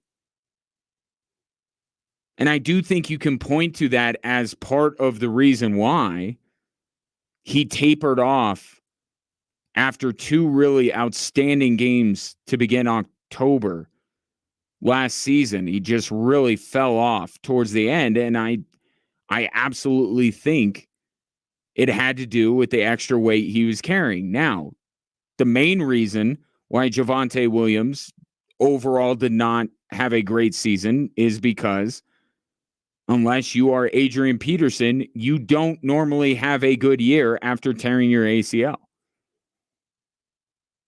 recent history shows that year 2 is really the year you should care about. That's when you get a better evaluation of who these players are. And if you are of a certain age, like Javonte Williams, who's in his mid-20s, history says you can bounce back a little bit better. The running backs, like I remember Jamal Charles for obvious reasons, he was never the same again. Just wasn't. He was better in year 2 than he was year 1 off the ACL, but he never got back to what he was. But he was over 30. Javonte Williams is young enough, and having shed the weight, I do think it's reasonable to expect that Javonte Williams will look much more like the guy of 2 years ago, or 3 years ago. 2 years ago, he played only a few games and hurt himself. I think it's going to look more like the old Javonte Williams, and they need him to be the old Javonte Williams. The idea that Javonte was going to be supplanted as the lead back for the Denver Broncos, that's not in the Broncos' best interest. Jaleel McLaughlin is not capable of handling the carries or the touches that Javonte Williams is. Samaje Perine is aging. Audric Estime just got here. The best case scenario for the Broncos running back room is that Javonte Williams gets back to being Javonte Williams. And I said when he returned last year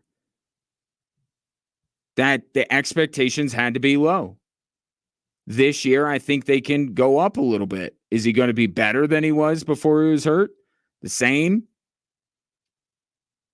That remains to be seen. But I think the added component of him slimming down and getting back to the weight where he was trucking dudes and you thought that the Broncos had a steal,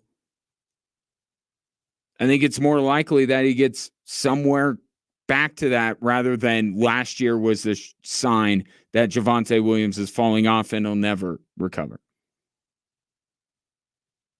ACL and weight gain. And they're going to need him. They're going to need him to be the Javonte of old. Because when I look at that room, there's one guy that I think is capable of being a lead back right now. It's him. So go ahead and mark down Javonte Williams, winner, day 1 of Broncos training camp. Let's stick with, do I go local or do I stick with football? Let's go local. Here's story number 2. Our energy and like time, you know what I'm saying, trying to get that first place, you know what I'm saying? Playing catch up. And then we get to the playoffs. We have no gas, we felt like the Lakers should have beat us. We was down every That is every Contavious game. Caldwell Pope on Draymond Green's podcast. That audio courtesy of The Volume. And it's not a shocking revelation to hear that the Nuggets' own assessment of themselves is that they ran out of gas because you saw it. You saw them run out of gas as they're trying to protect the 20-point lead. And in retrospect, and unfortunately that's what we have, retrospect and hindsight, I didn't hear a lot of people at the time. I know I wasn't saying it. Hold on, ease off the gas a little bit. Nobody was saying that. You wanted the Nuggets to get the number 1 seed. But in some way, we don't know better. Michael Malone needed to. He knows his players. He sees them on a daily basis. If they were starting to show signs of fatigue, it was incumbent upon him to make that call to where, all right, we still want the number one seed. This isn't about desire. This is just about what you're willing to sacrifice to get it. And you couple that with the fact that Michael Malone did not trust the young players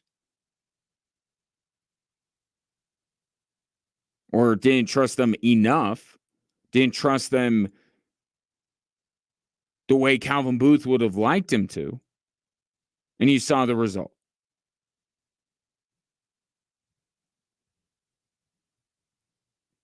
Pope said they did not feel like they were going to drop off from the championship year. They felt like Christian Brown and Peyton Watson were more than capable of stepping in for Bruce Brown and Jeff Green. And I think in many ways you could argue that they did fill in. But when it mattered the most, when they needed to be leaned on a little bit more, Michael Malone didn't want to do it. He leaned on his starting five. And when Minnesota made their furious rally in the second half, the only man that could stop them was Nikola Jokic. And by the end of the game, yeah, nothing left. A lesson learned and perhaps applied this year for the Denver Nuggets. Let's go back to football for story number 3. Everything's a possibility. You know, we not gonna get into negotiations and you know, as Kyle says, there's no absolutes. So we're open to anything. And you know, like I said, Brandon's a big part of this team, and we expect that he will be going forward. John Lynch sounding like me on a Saturday night. I'm up for anything. Just kidding. I have like 2 things that I wanted. I'm not adventurous at all. That is John Lynch talking about Brandon Ayuk, who is holding in at 49ers camp. By the way, joined by Trent Williams today.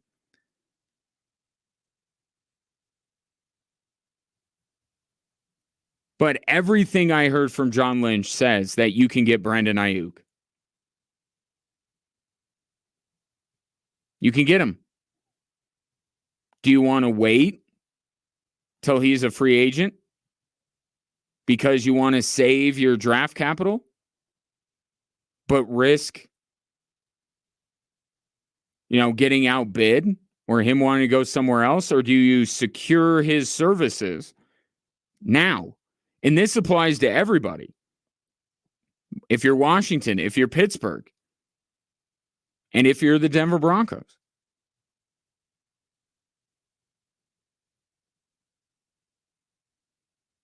I kind of feel like you leave less up to chance when you trade for the guy. It's not that you don't have to outbid people for him. You do.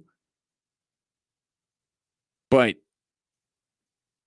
just feel like there are more outcomes possible if you let him go to free agency. So I still think any one of these teams that are being rumored with Brandon Ayuk, except maybe Washington, because I don't know how much where they're going to be drafting. And I'll just say for the Broncos, because if they finish where I think they're going to finish, then they should probably hang on to their pick.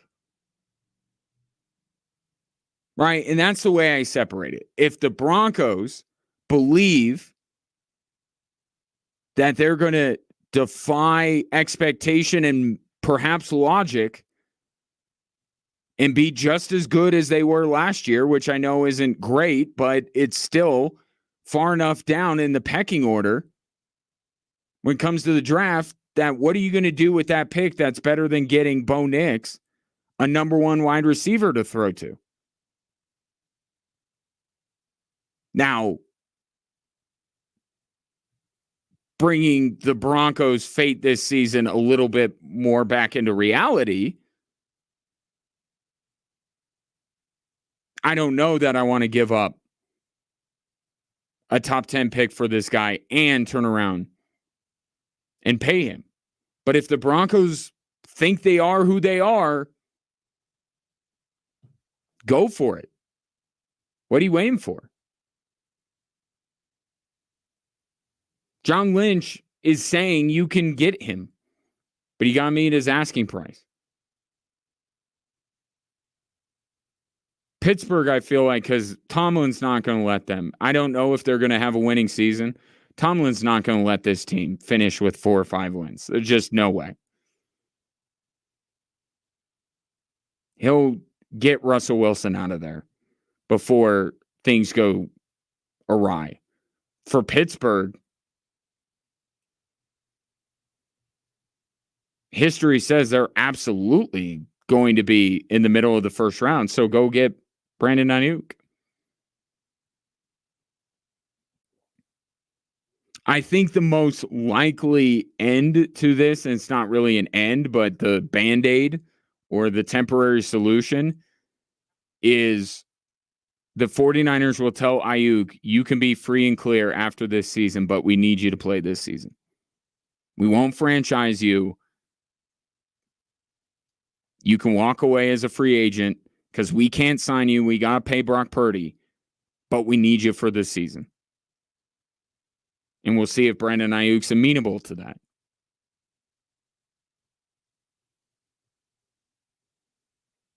Because I don't think it's going over well with the numerous Cowboys who are in the same situation. But it is a negotiation, and I don't see Brandon Ayuk drawing this thing out well into the season or missing an entire season. I just don't. I don't see that. 719-247-1313. Take your thoughts on the 3 stories that are driving the show. Coming up next, more from day 1 of Broncos training camp. Sean Payton will tell you what he's telling the quarterbacks in this quote-unquote competition. But he wants you to know that's not what training camp is about.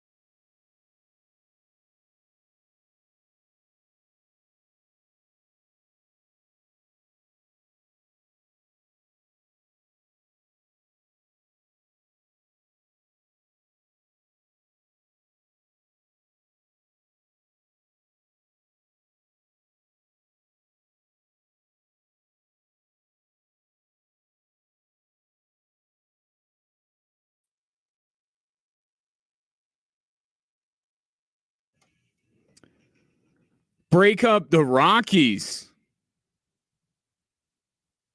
My God, they were taking their frustrations from the World Series all those years ago out on the Red Sox today, 20-7. And the Red Sox are good. 20-7.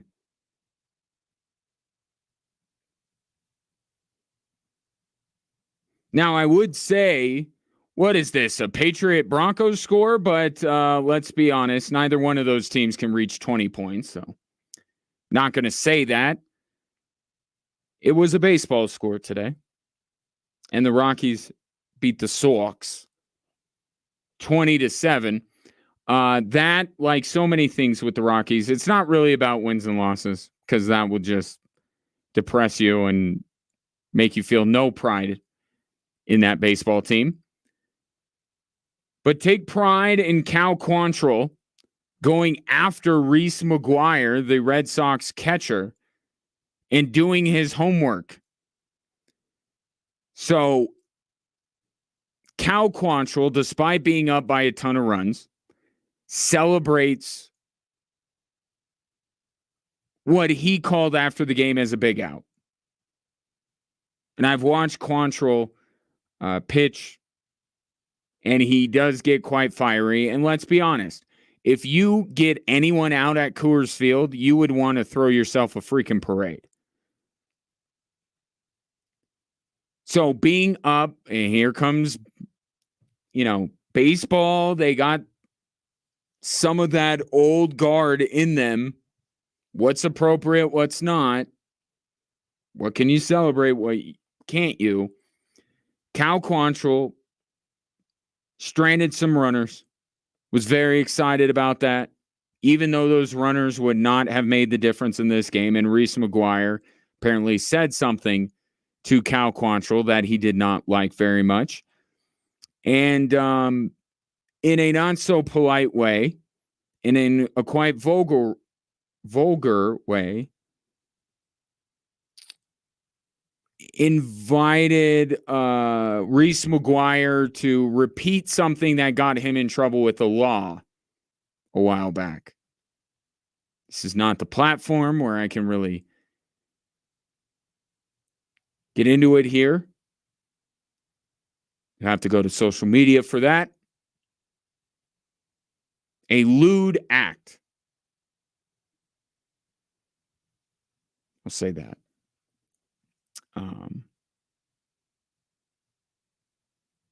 So all in all, a pretty productive day for the Colorado Rockies. Back to the Broncos. Sean Payton was asked today, and I give the media credit up there at Dove Valley because they are finding different ways to ask about Bo Nix without asking about Bo Nix. Somebody asked him about Jared Stidham as if, like, no offense to Jared Stidham, as if anyone cares at this point how Jared Stidham is coming along. How is Bo Nix coming along? But it wasn't about Jared Stidham, even though it was about, the question was about Jared Stidham. It was clearly a question that would allow Sean Payton to speak on the entire quarterback room, and people could take that and apply it to Bo Nix. These are paid professionals after all. So here's Sean Payton on what he's telling his quarterbacks, including Jared Stidham and Bo Nix, about what he's looking for from them as he evaluates them. I think it's an ongoing evaluation of decisions, how quickly the ball's coming out. Certainly he understands what we're doing. And then, what I went over this last night, do you know what to do? Are you trying to do what's being coached? How well are you doing it? There's a series of things that I think it's important for them to understand how they're being evaluated. And I think that applies with him as well. Yeah, so take that question about Jared Stidham and apply it to Bo Nix.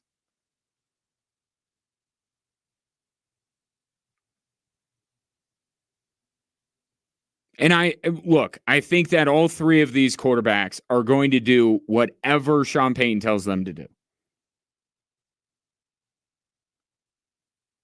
Okay, Bo Nix is in a little bit different spot in his career. Well, all three of them are, right? Jared Stidham has never been looked at as a starter in the NFL. Zach Wilson is a draft bust, and Bo Nix is the Broncos' first-round pick. They're all different. But as Sean Payton famously said, they're all his orphan dogs. And Cesar Millan will tell you that dogs that are rescued, they obey you. I don't know. I have no idea. But I would imagine that part of the reason why Sean Payton has these three specific quarterbacks in his quarterback room is because they are all eager to be coached up by Sean Payton and get his approval. Not like a father-son approval, but like, you like what I'm doing, so I can be the starter now, right? That kind of approval. And I don't know how coachable Zach Wilson was in New York. I just feel like he was not near up to the tasks that he had on his plate in New York. Jared Stidham, I would say, is a little bit limited from a skill set perspective. But I've never heard anything that Jared Stidham's not coachable. And Bo Nix, one of his core traits was that he was coachable, that he listened.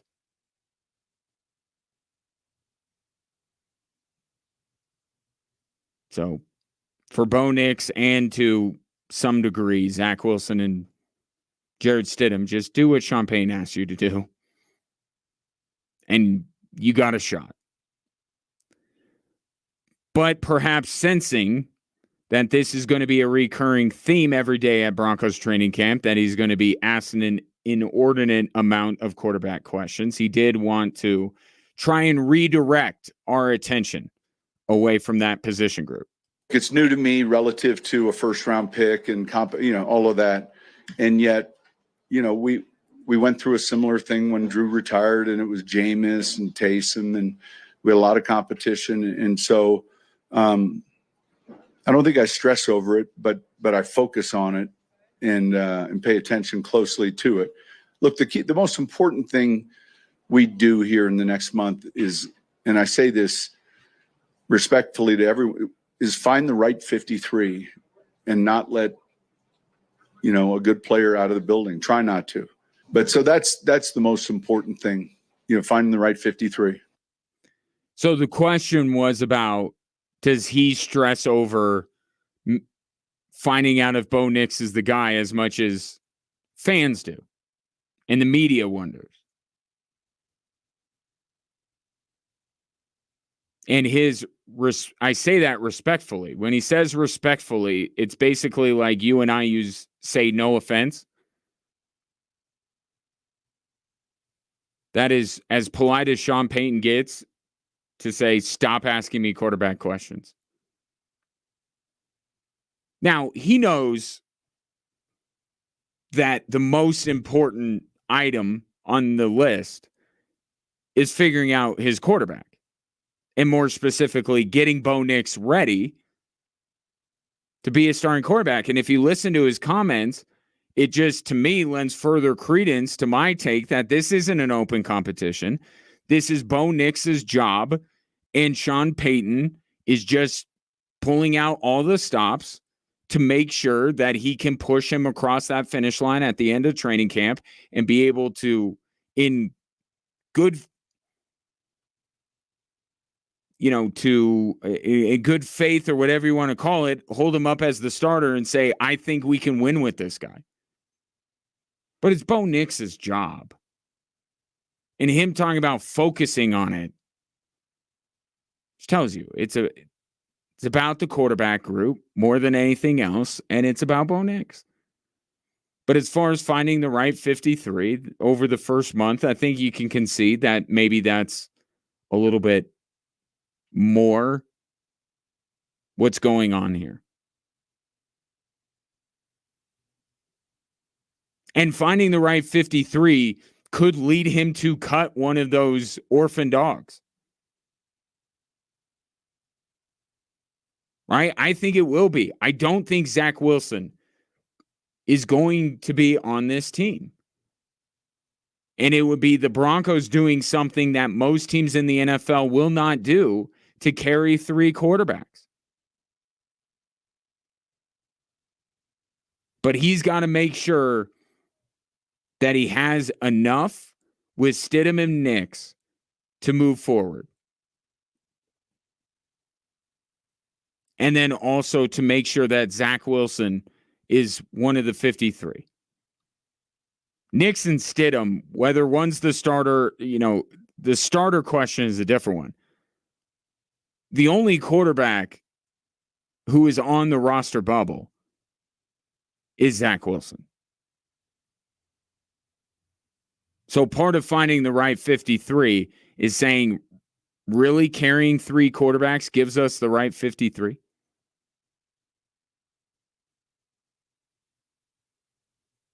Am I so intrigued by Zach Wilson?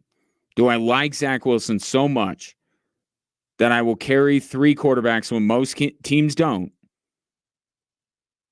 in lieu of an extra lineman, extra receiver, extra tight end, whatever it might be? So I do think his attention is a little bit more split over this first month. There's a lot going on, but his attention will hone in. Ours is just already honed in on one spot. His will get there sooner rather than later, and he's clearly prioritizing getting Bo Nix ready to be his starting quarterback. 719-247-1313.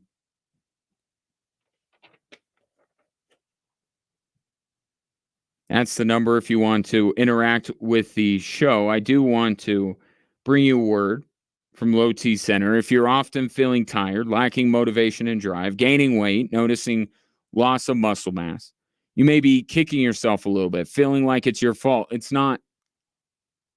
It's not. It's science. It's health. It's what men's bodies do when they age, because in many cases, their testosterone level drops. Now, it's not that 100% of the time, but it could be a culprit. And the only way you're going to know is if you get your levels checked at Low T Center. It's easy to do. Simple blood test, 25 minutes later, boom, you know. And then if it is low T, just know that they are the best at what they do. This is what they specialize in. They've been doing it for years. And they will cater a treatment plan to your needs. But they can't do any of that. They're not going to find you. You got to find them.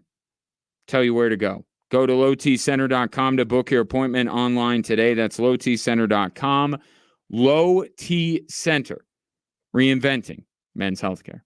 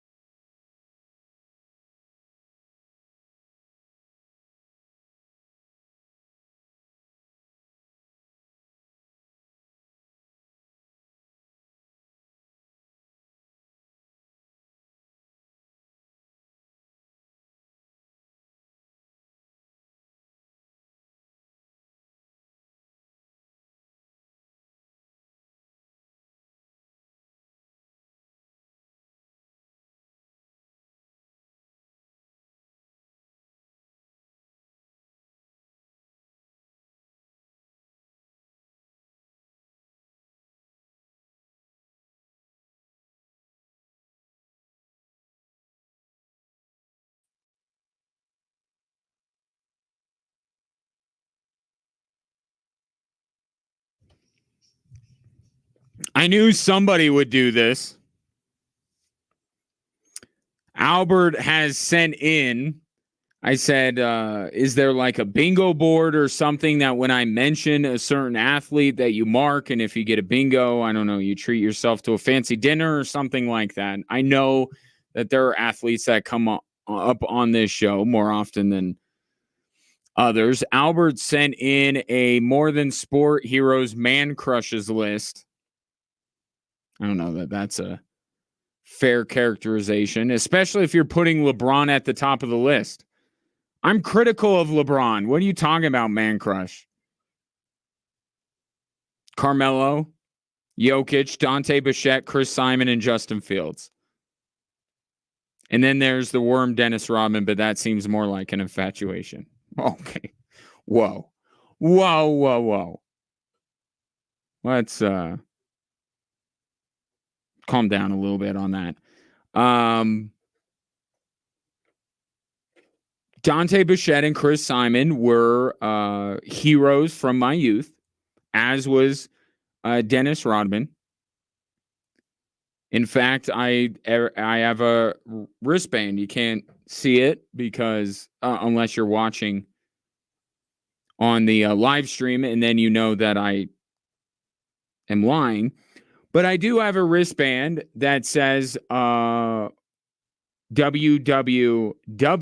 which is what would Worm do? And anytime I am faced with a little bit of a personal crossroads, I ask myself, what would Dennis Rodman do? And it's landed me in jail like a dozen times, but I still feel like it's the right way to go.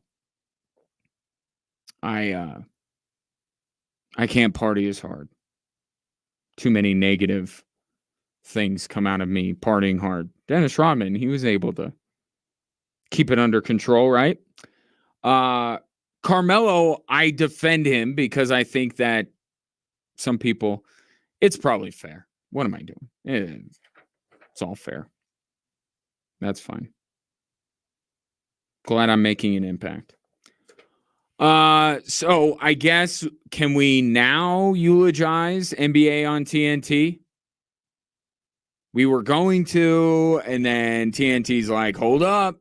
We matched Amazon's offer. And now the NBA today said, no, you didn't.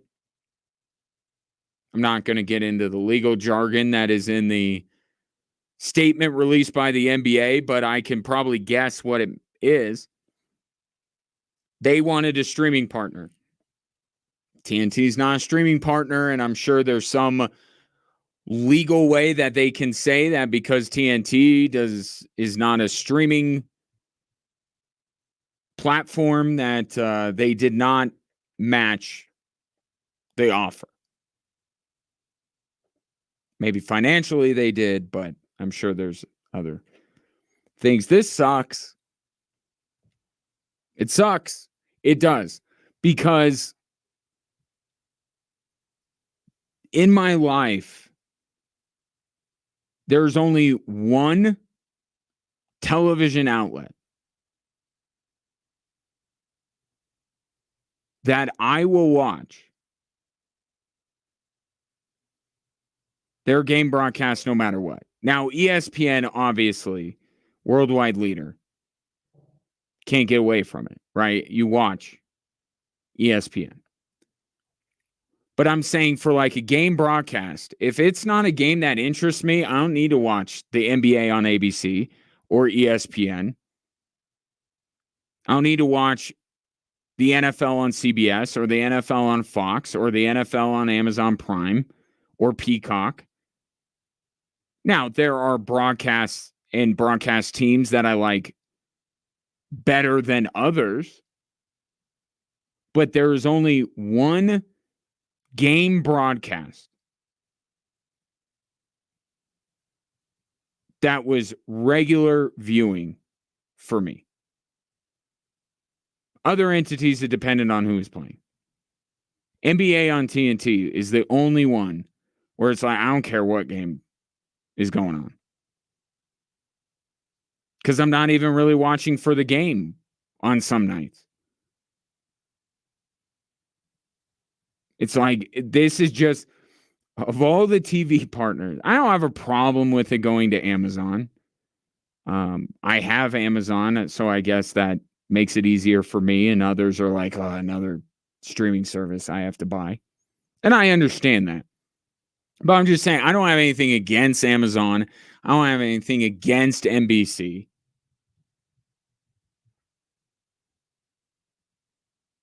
But like, why not replace ESPN with Amazon?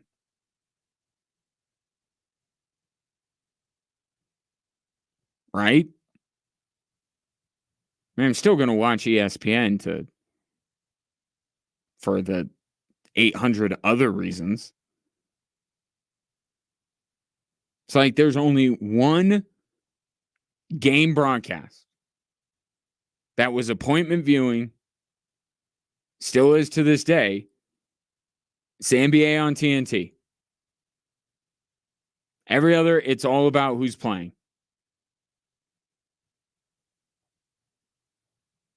And then I just say, well, I like this broadcaster more than another. It does suck. It does look like this will be the swan song for the NBA on TNT, which, in all honesty, makes it even more appointment viewing because the jokes from Charles Barkley are going to be flying about what he's going to do for employment, and they're going to try to be getting away with things, and it's going to be a very entertaining year of the NBA on TNT, but at what cost? Billions, apparently.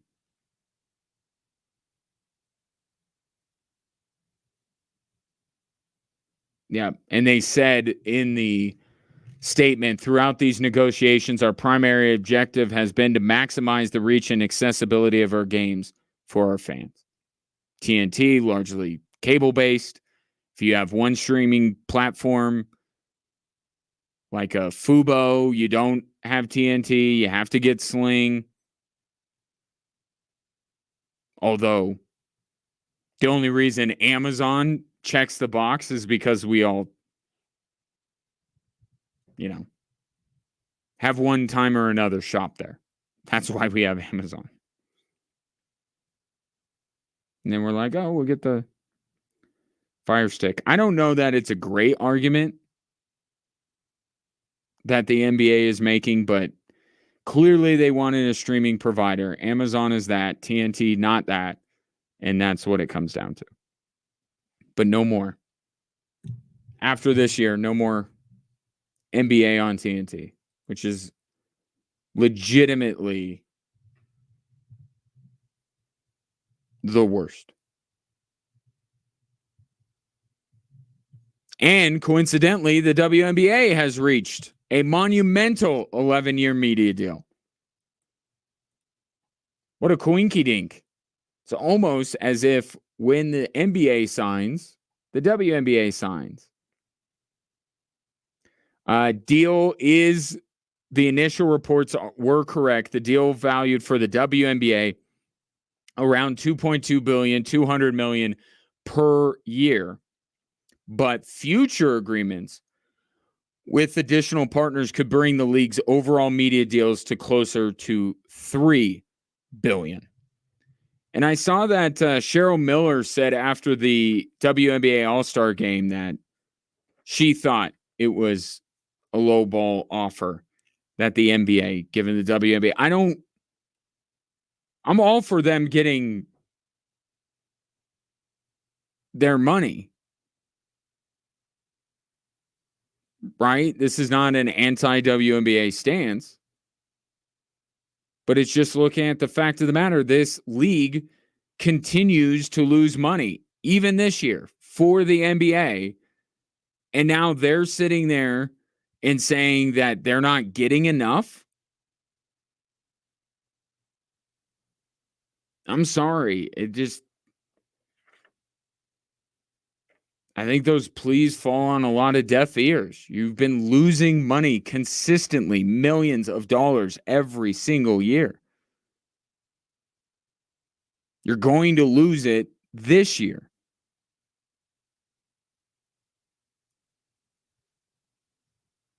And with the NBA, they have a proven track record and model that takes that money and multiplies it. And they're in the black. Despite what the WNBA is putting on their ledger. I mean, this is way more money than they've ever had. Like, do something with it. And then you can come back and say, hey, we need more. Look at what we've done. Look at what a sound investment we are.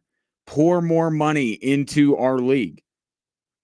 Right now, it just seems like not a great time. But, you know, if you're the WNBA, this is your only shot for essentially 11 years. Like, yeah, you get these side deals and whatever, but the big one, the big media rights deal, not going to be up for 11 years. So if you're going to make your fight, you make it now. And maybe they can, maybe it's a moot point at this juncture, but I don't know, maybe they have some projections they can show the NBA. I think it's going to be all for naught, and it's still way more money, anywhere from 3 to 6 times more than they were getting per year. Invest it wisely. Grow this league. You're going to be around past 11 years. Make your next 11 years better than the previous 20 some odd in terms of the money you make.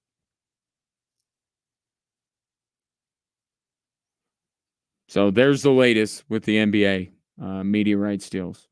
Enjoy NBA on TNT while you have it. And enjoy your life while you're at it. Not to get too philosophical here, but shouldn't you do that? And if you have arthritic joint pain in your knees, hips, back, shoulder, you're probably not enjoying life and doing the things that you love to do the most. And maybe you've tried other things. Maybe you're a little bit nervy about doing some of the other more traditional ways of taking care of this, whether it be surgery, drugs. QC Kinetics offers an alternative. These are exciting new cellular therapies that can get you lasting relief. This is like, there's science behind this. This is real medicine. They've helped so many people here in Colorado Springs, tens and thousands across the country. These are cutting-edge treatments that accelerate your own body's healing properties, revitalizing your joints so you can move again. Learn how QC Kinetics can treat the pain, enhance your joints, restore your mobility, and give you long-term relief with no downtime. How about that? You're not going to be laid up for a week, couple weeks. The local medical professionals at QC Kinetics are ready to help you get your life back with regenerative, restorative, cellular treatments for your achy joints. Call for a free consultation now. 719-347-1988. 719-347-1988. QC Kinetics. This is the future of medicine. 719-347-1988. It has been my pleasure to serve you today, even though you were very mean to me. Just kidding. I don't want to paint with a broad brush. Just a couple of you, and you know who you are. But I appreciate you listening because I care much more about you listening than you respecting me. And that's where my self-esteem is at this point. But it's who I am. Appreciate you tuning in. Enjoy your evening. Back tomorrow at 3, and hopefully I'll talk to you then.